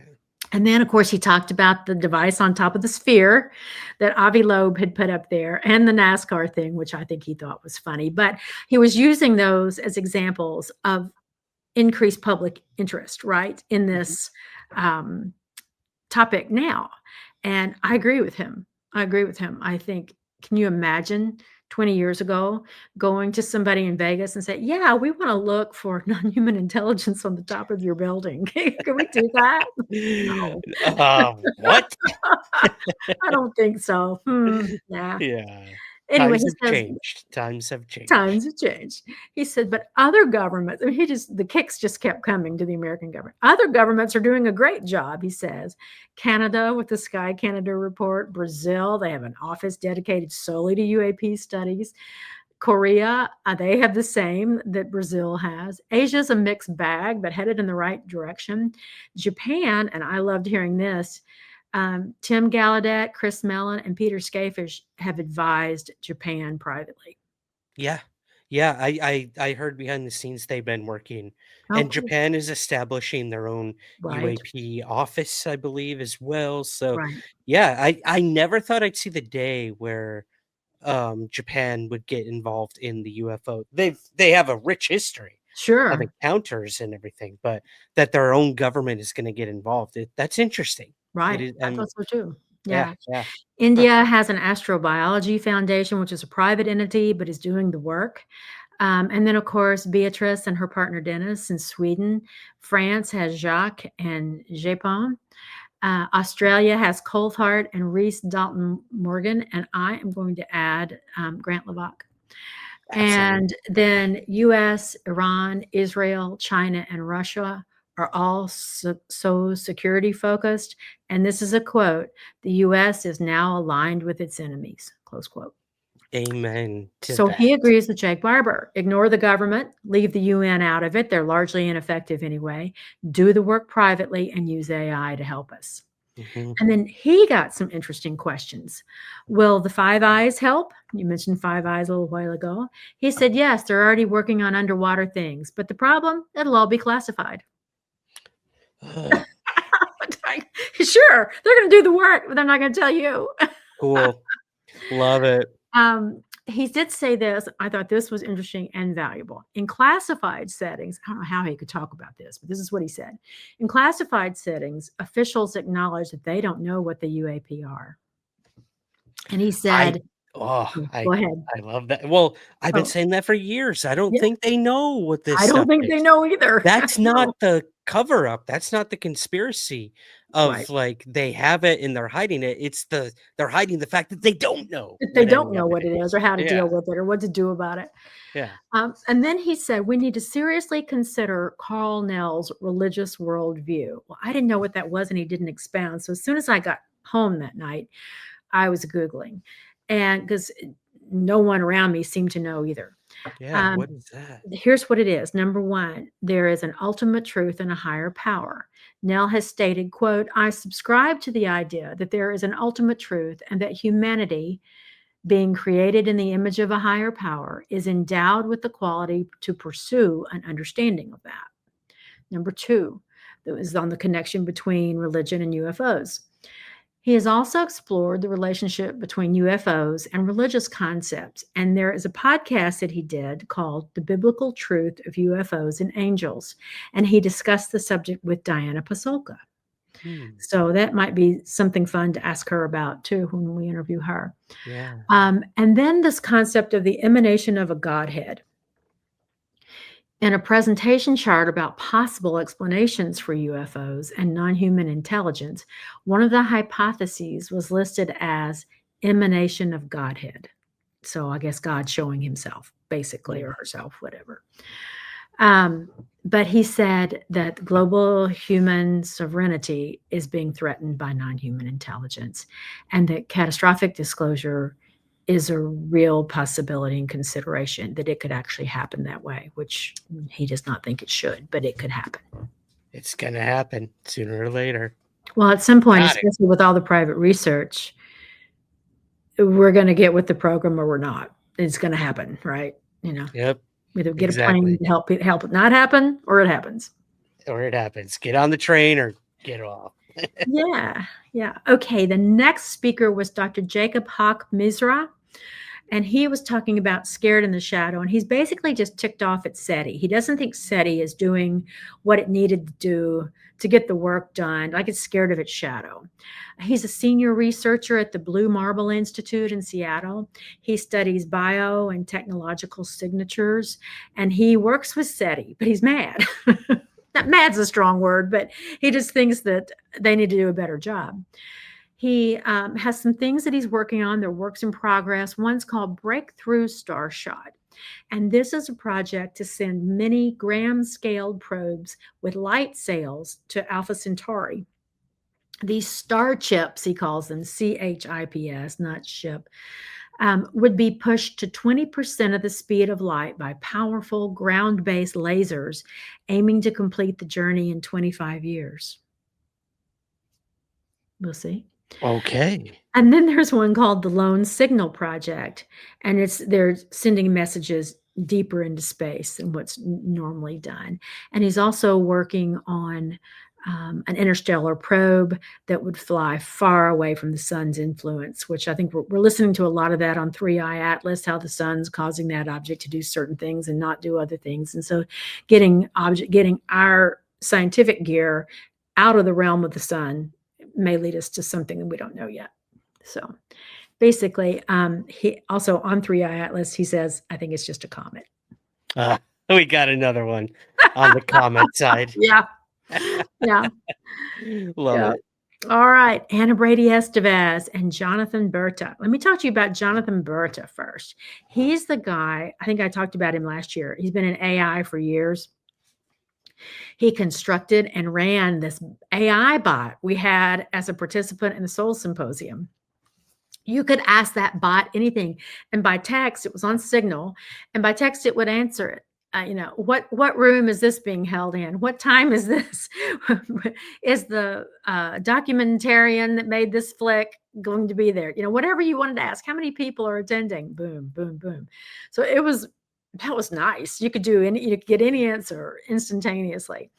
But he and Anna Brady Estevez were on the stage together. And you'll remember Anna Brady Estevez. She's extremely articulate, extremely bright gal. She has a PhD in chemical and environmental engineering from Yale. She worked at the National Science Foundation, directing the small business and innovative research portfolios and investments for all kinds of space things. They have about 200 million that get deployed annually. Um, Jonathan is trying to work on bringing humans back into the AI loop to clean that mess up. But they were talking about what are the pathways forward in UAP tech. And Anna Brady Estevez said that the America Deep Tech company is dedicating its energy and money to improving humanity's conditions. They will give startup dollars to anybody if it's a thing that makes humanity better, easier life, better medical care, whatever it is. And it's proven and it's likely to succeed, right? You can't just come up with some crazy idea and they're going to give you money, but they're willing to fund crazy stuff in order to see crazy stuff, relatively speaking, non-traditional stuff, in order to see what might come from looking at a problem differently. So she ran into the UAP topic about 15 years ago. She actually saw one in 1999, but the congressional hearings in 2023 are what really solidified it. For her. And she wondered when she'd be invited into those meetings because she does a lot of advising in the background. Well, she tried to work her own way in to help from behind the scenes. And she immediately ran into the classification issue. Shocker. But guess what? Hal Puthoff stepped up and got her in, and Ryan Graves helped. And so now she's on the inside for them, helping from the inside. Okay. Yeah. So while her focus is very UAP centric, it's not just UAP, but anything that offers a high-tech solution to a human problem. So that's that one. Okay, I love it. I love this. Like, this gives me it's invigorated It is. me that like people are willing to help fund these kind of out there things, And they're not That's cool. scared. They're And they're not thinking of scared. it differently. They're perfectly willing to do the unusual thing and fund it Right. in order to try to get a different result, Right. Hey, I love All it. As right. long as, like the big problem is like people when they're paying their taxes and stuff, they're like, I don't want my money going to that or go To to that. that. This Yeah. is private funding. So like Right. that's fine. That's totally fine. Exactly. Yeah. Exactly. It solved that problem. Yep. Michael Valiant, his talk was on uniting experience and science, which I like that idea. His history is that he is in the Society of UAP Studies, and they're, quote, advancing the study of the UAP phenomenon through interdisciplinary dialogue, just like the SOL Foundation, just like JPOM. They're trying to bring together thinkers from all walks of humanity, but particularly from the two categories of the humanities and the STEM people. So you bring the more creative thinkers and the science thinkers together, and you end up with something that's quite different and can be quite effective. Now, Mr. Valiant was French, and this was another one of those speakers where the closed captioning on the screen would have really helped me. So I missed a lot, but his takeaways were this.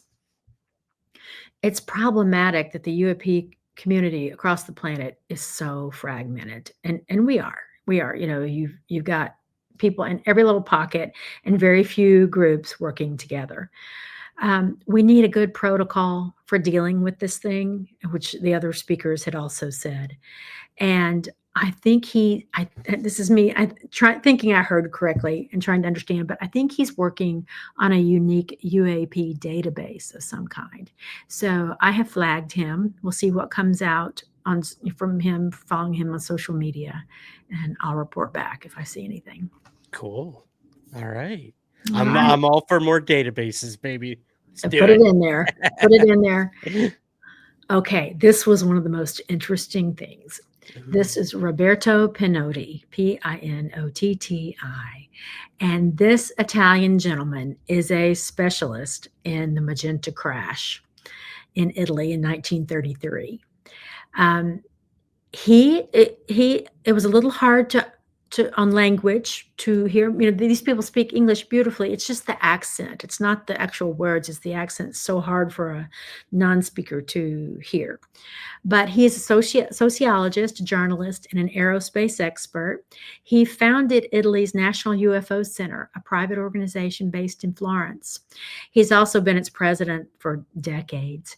And it investigates UFO sightings and paranormal phenomena, which we've talked about before too, how I think we're going to ultimately find out all of this is related somehow. He has collaborated with official bodies like the Italian Air Force and Japan in France. He's written many, many books. He's a lecturer and investigative writer on a ton of UFO crashes. But he began working on this topic as a child. Sociologically, he focuses on the impact of UAP on society. And then he talked about the Magenta crash. And one of his books is about the UFOs of fascism. And I think I have the actual title, which I'll give in a minute. So all of this is reflective of his incredible research that he did during the fascist years in Europe about what happened where and how they ended up finding some of these things, which the Germans, as they occupied places, would take and hide.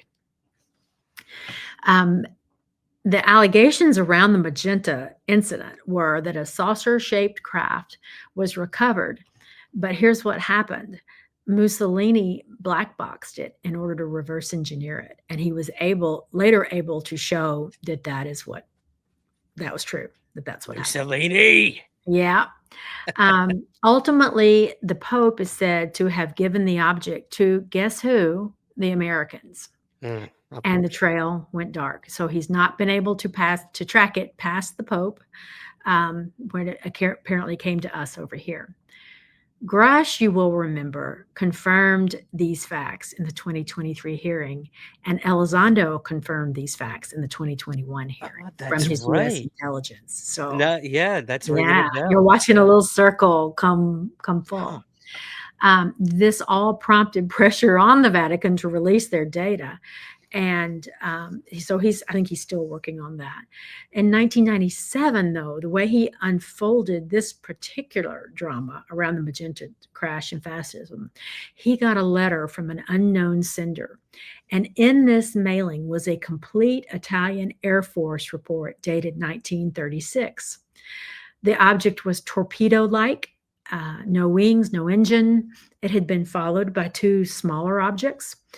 It had flown over Venice and then Mestra, Mestra, and the Italian Royal Air Force intercepted it. He was able to verify the authenticity of important documents and analyses related to it. But others got the document too from this unknown sender. One was a Bologna newspaper, but the paper, and they got it during the years of fascism, apparently, but the paper refused to publish it for fear of the fascist regime retaliating, and they actually destroyed their copy. Oof. I know, it's so bad. But since Mussolini had black boxed it for reverse engineering, I'm sure they were too afraid to touch it. But anyway, this document also confirmed the existence of a committee that was called the Cabinet RS/33. This was a secret Italian government unit created by Mussolini in 1933 to investigate the crash. The unit was headed by, are you ready? Nobel Peace Prize winner Marconi, the telegraph, the Marconi Code guy. Yep.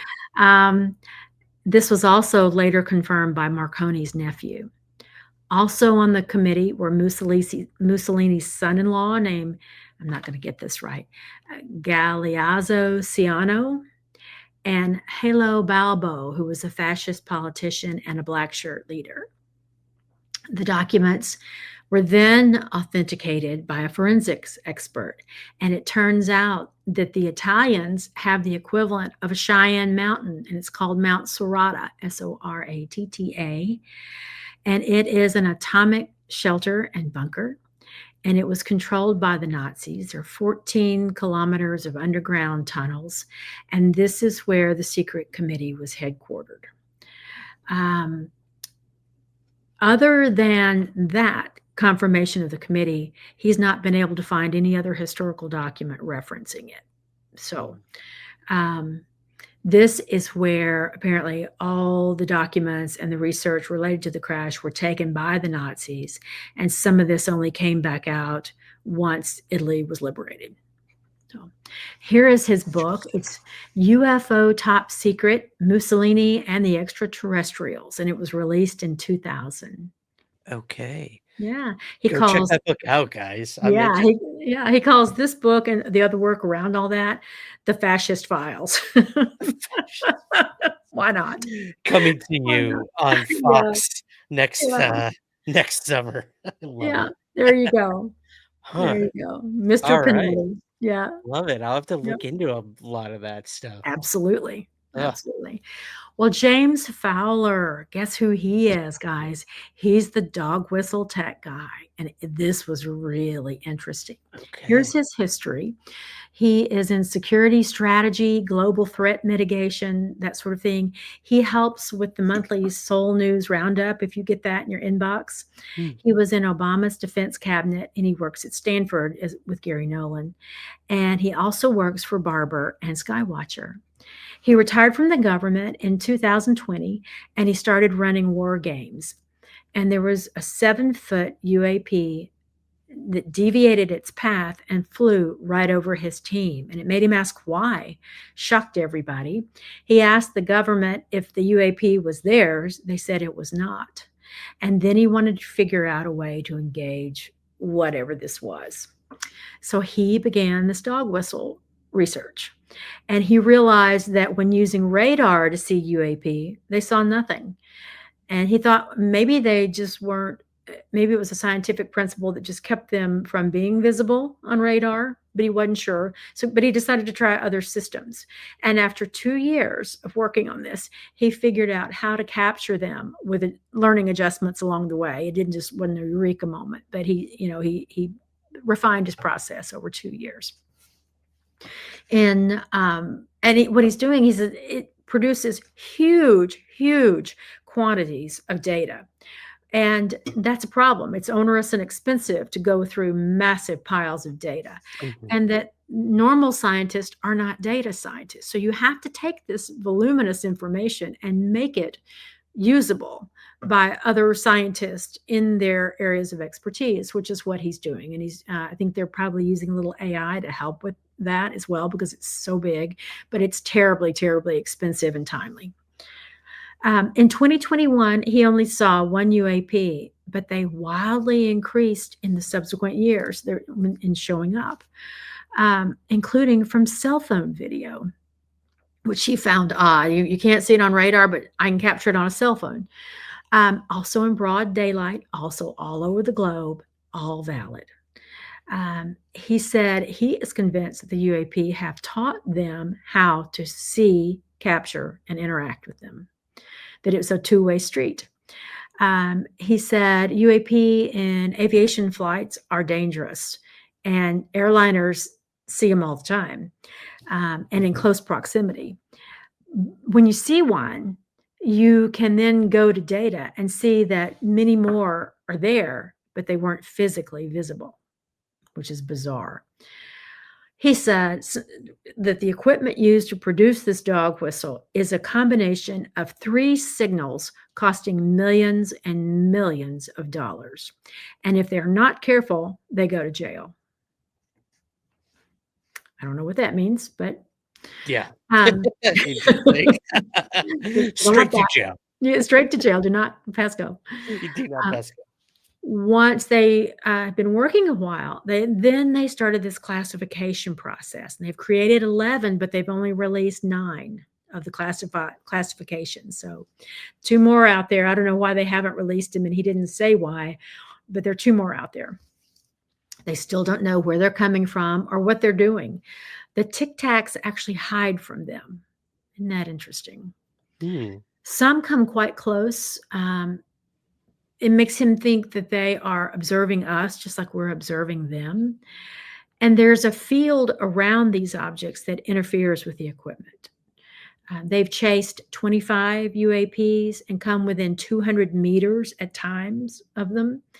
You can't see them from the air. So engaging is dangerous. Someone's got to be on the ground with equipment and they're directing a pilot in the air or the copter people in the air. You can only track with the ground equipment. He said regarding the New Jersey drone incursions, some of those could be friendly craft. Others are clearly not.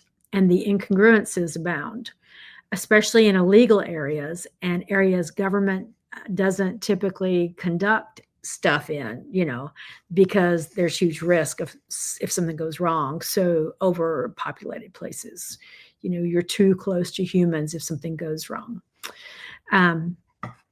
So they are releasing imagery publicly at times. But he says this imagery that the government's releasing on these drones is clearly man-made. And it's the stuff they're not releasing that would actually help us answer the questions. So someone said, is it coming from Russia? And he didn't really answer that. I don't think he knows. But he said, all jamming attempts failed over Langley when the incursions were happening. Oh, wow. And the Pentagon said privately it's still mystified 2 years later, but it's happening all over the world. It's not just here. Man. He also confirmed that they have captured mothership operations in many locations, many times over. The objects flying in the daytime are quite different from the objects flying at night, apparently. Oh, that's interesting. I know. Long-term similarities have been noted. Many have red and green lights that pulse. These started appearing in the 40s, and it's the same today. And then he said, as an aside almost, on this topic of whether it could be man-made and perhaps the work of our enemies or our own secret stuff, keep in mind that whatever Lockheed Martin has, they're 30 years ahead of what we as the public know about. So the old 30 years. Yeah, the 30-year rule. God, if I hear that one more, no, but it's true. I get it. True. I get it. It's true. So the UAPs are moving so fast that we aren't even really capturing their full movement. And he gave the stats on this, which went directly over my head. But we do not have camera capabilities at the shutter speeds necessary to capture full motion. Dumbed down. That's my interpretation of it. Yeah, that's how they're just faster than our frame capacity. We don't have the ability. They need higher capacity cameras, and they're thinking about perhaps crowdsourcing the science on this. Good. I think that's important. And then he added, I thought this was interesting because I had never heard this before. Anytime they see a jellyfish UAP, there's a tic tac. They go together. Jellyfish and tic tac are always together. Okay. I know. And he says that he's guessing at the purpose of drones at night at low levels. Unsure, though, that whether it's surveillance work, because that surveillance work could be done from satellites without putting yourself in a position to be questioned by public, right? Or mayors of little towns, or whatever.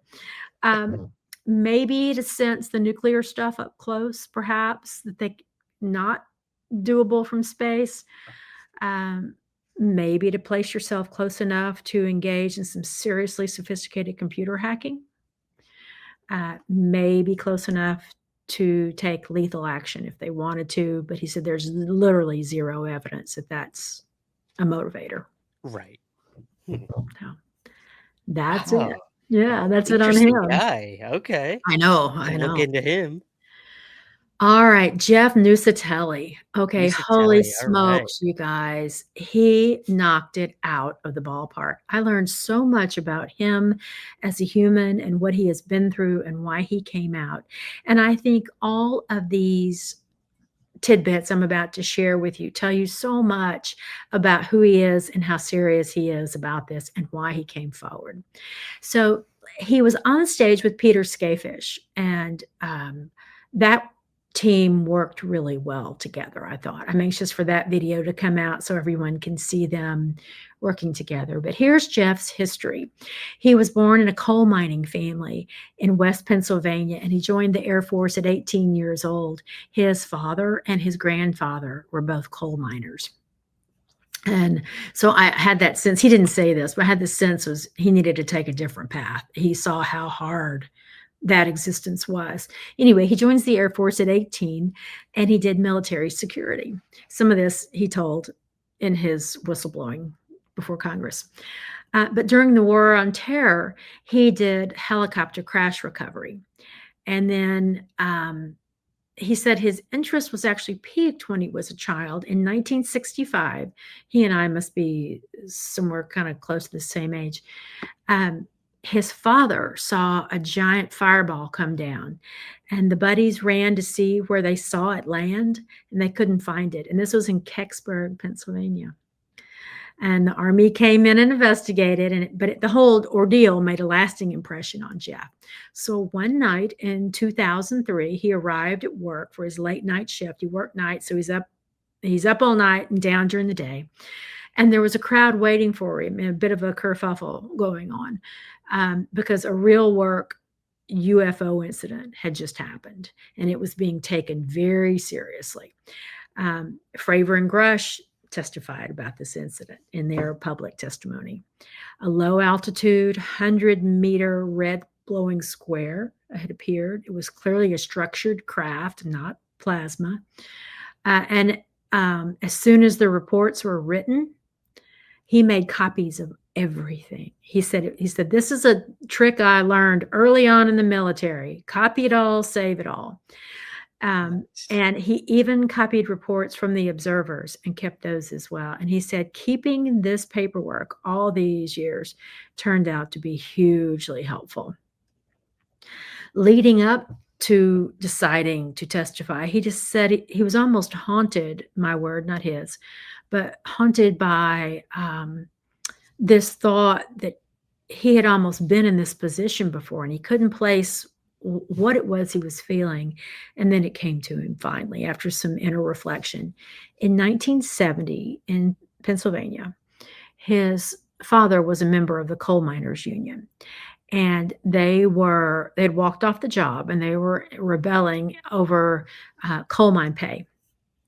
And it was some kind of terrible offer. And one of the elements of the offer that the union was trying to cram down the miners' throats, and apparently the union, his perspective was that the union had become corrupted by the mining company, and that they were trying to get them to take, the union was trying to get them to take this terrible, terrible deal, which included if a miner's widow, you're killed in the mine, you get a widow's pension from the mine. But the new deal would say, well, if you've gotten a miner's pension and the widow earns more than $200 a month, you lose all benefits, including medical. And so what that did was that caused the miners to simply stop. It was like the line in the sand.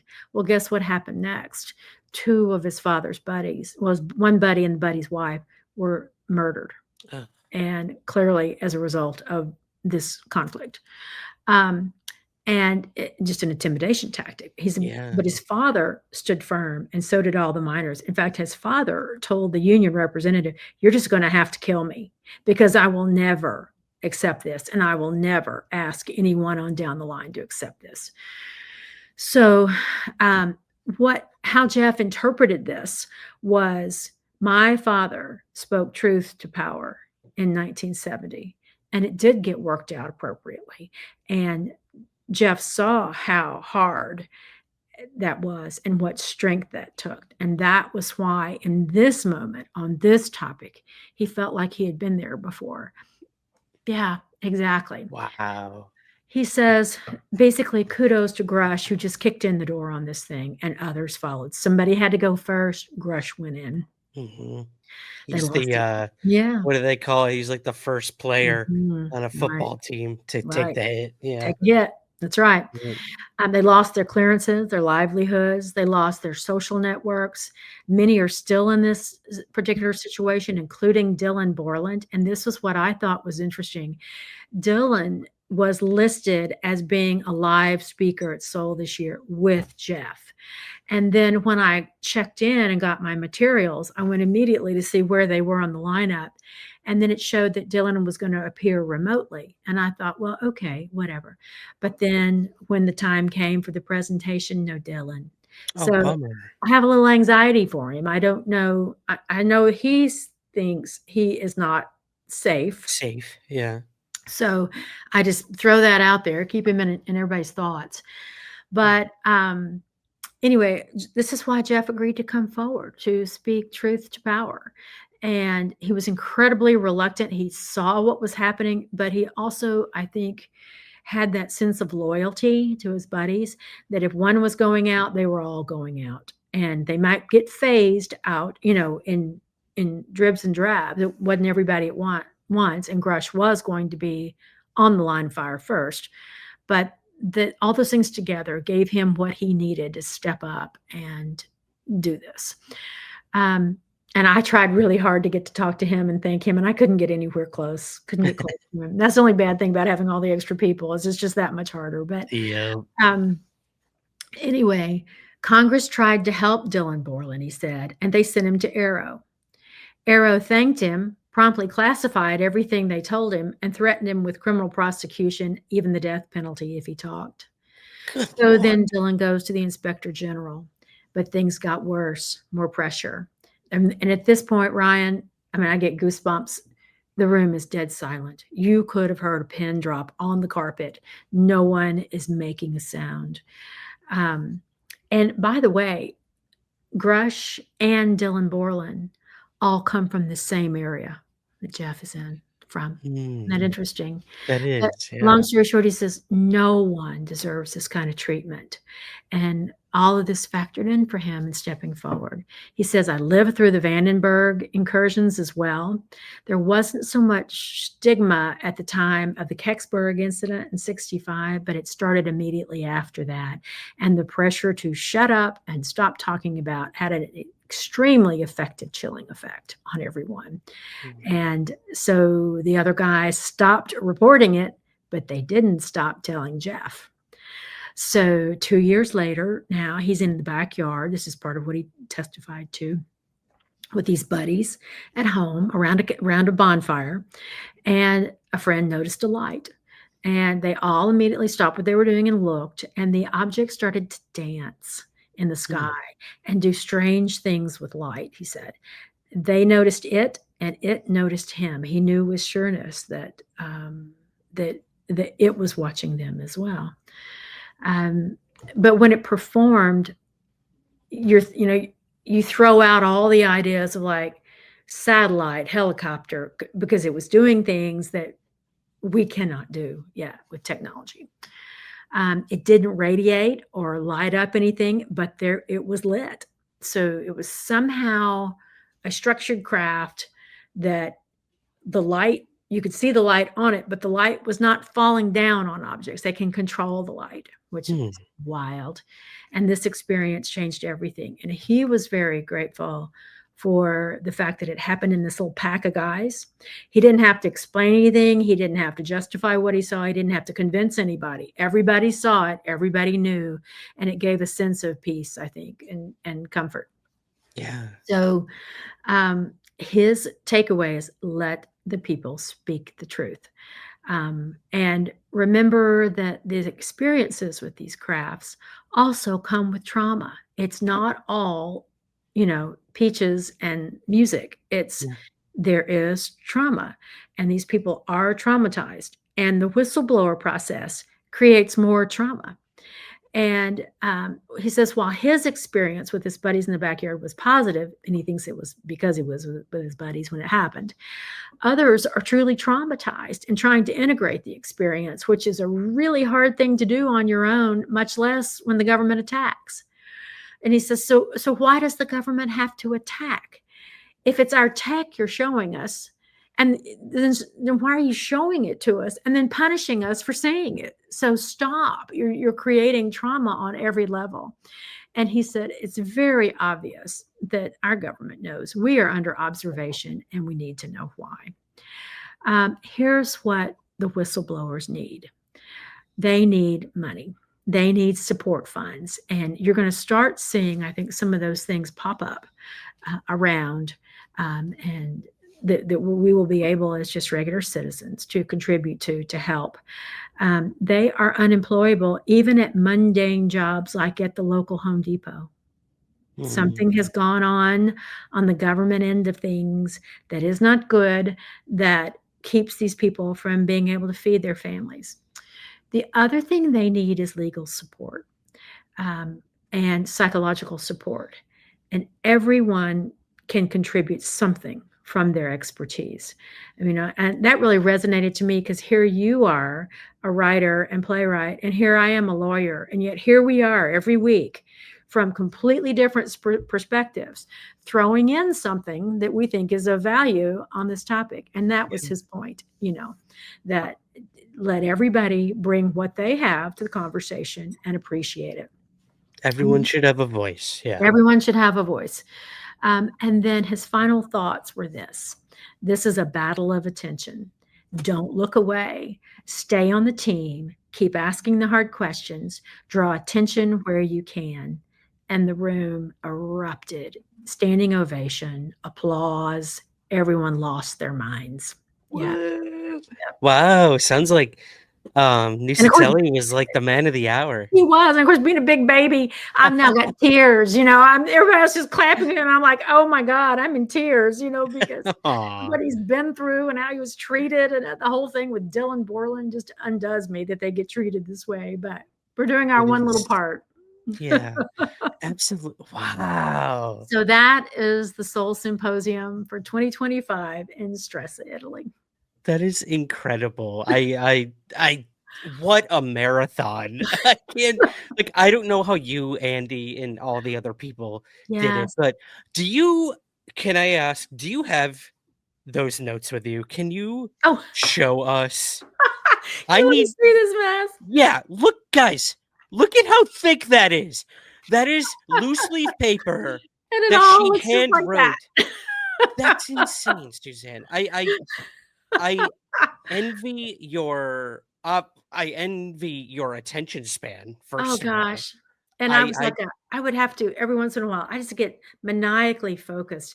And after a couple of hours, it's like, oh, I need to move a minute. I've been like absolutely stiff and still. Look, when I get in playwriting mode or book writing mode, I got the music in the background. I'm writing. 5 hours can pass and I will not have moved a muscle, and then I try to get up and I just fall. But yeah, you lose, especially when you're enthralled and captivated and learning.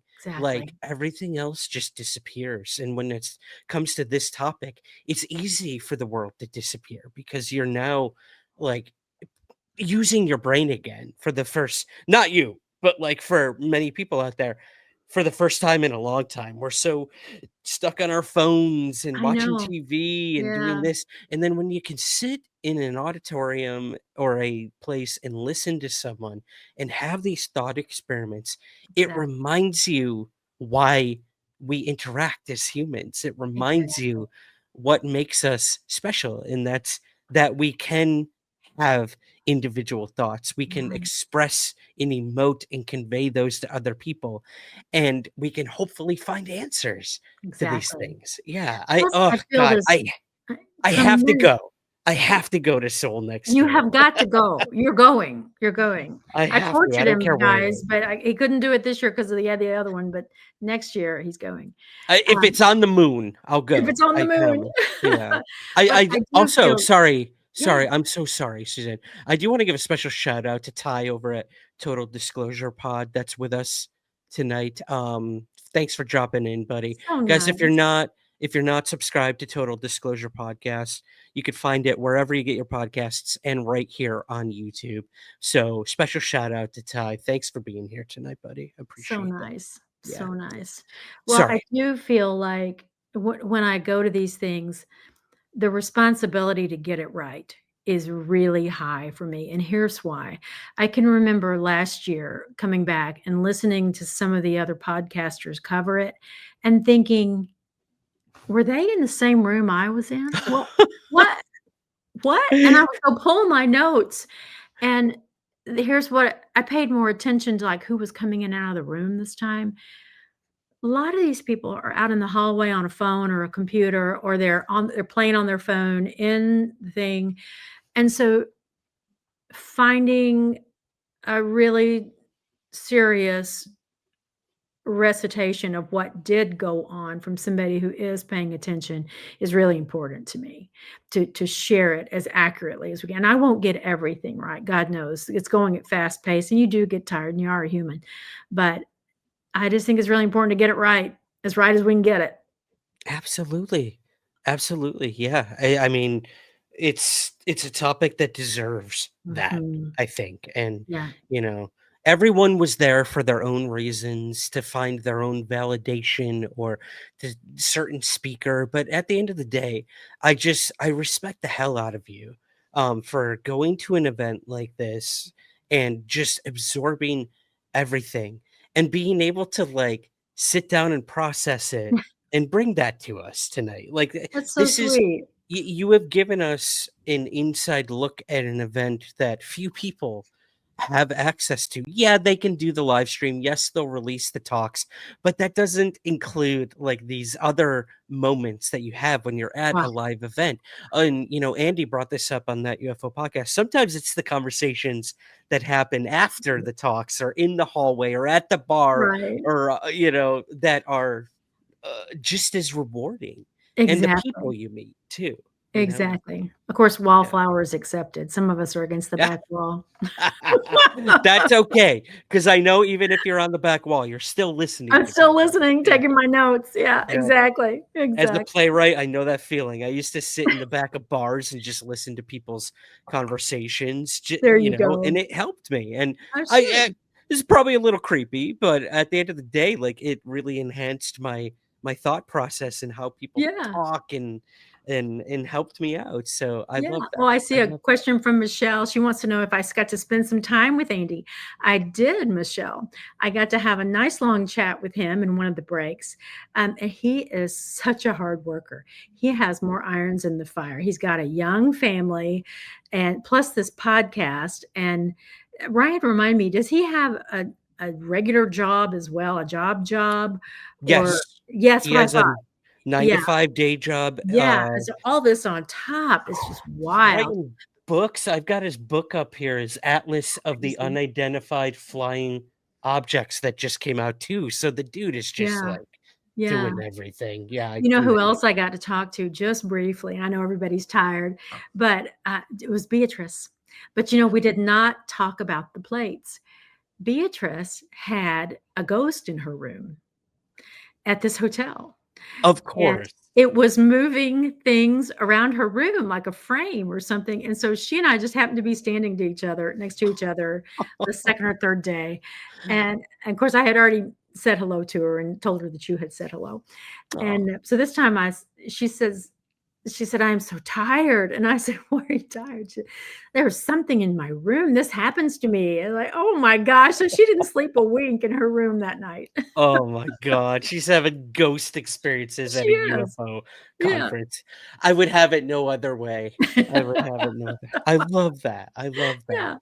Yeah. Yeah. Awesome. Well, did they say it all, tease where the next SOL No, they Symposium will didn't. be, And or no? I Okay. I pondered, like because lots of people say, "Well, I hope it's in America next year."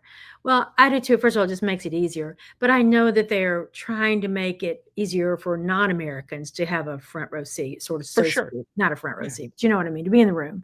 Yeah. Um, I they could even do something like Brazil. They could pick a third location. I think that would be really hard to actually go to the Brazil area. Yeah. You'd have to do some serious security review and figure that out, but that might be one we do remotely, if we are not comfortable Yeah. when it happens, but it might be okay. I don't know. Yeah. Who knows? Yeah. Yeah, I love this idea. Maybe like the US one year, Europe the next. Mhm. Hey, bring it to Canada. Everyone's willing to go to Yeah, Canada, why right? not? Or France. Let's As let long as France it's go not to in the Canada. middle of, I guess it would be this time next year. It's not too cold in Canada in No, November, so no, yeah, yeah. no. That'd be great. I love it. Awesome. It'd be Well, great. any final words on Soul before we disembark for the night? Well, to wrap it up, I my takeaway on it was that the major theme was what we've talked about some speaker by speaker, which is SOL's goal to get as many thinkers in the room as it can from all the different disciplines, including, the church mice like me, to think through the problem at hand. And I think that the problem is, what's the reality of reality, right? What are we dealing with here, and how does it affect reality as we think we know it? So kudos to them for a job well done. It sounds like it was a huge success. So awesome. Congrats to SOL.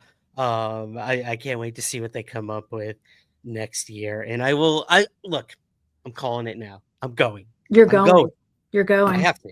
You got to go. We need a front man. Yeah. I don't know if you want me to be the front man, but I'll try. I'll try. But thank All you right. so much for that extremely detailed and passionate review of SOL Symposium, Suzanne. Thank you. Thank you.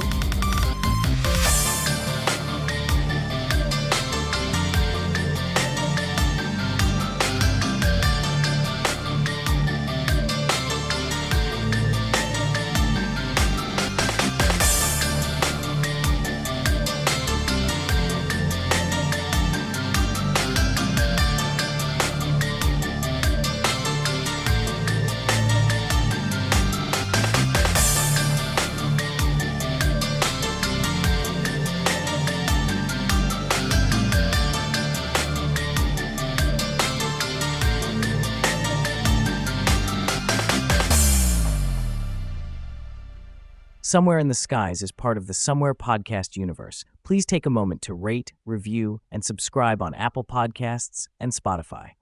To learn more about all of our shows, visit thespu.com. Spectrovision Radio.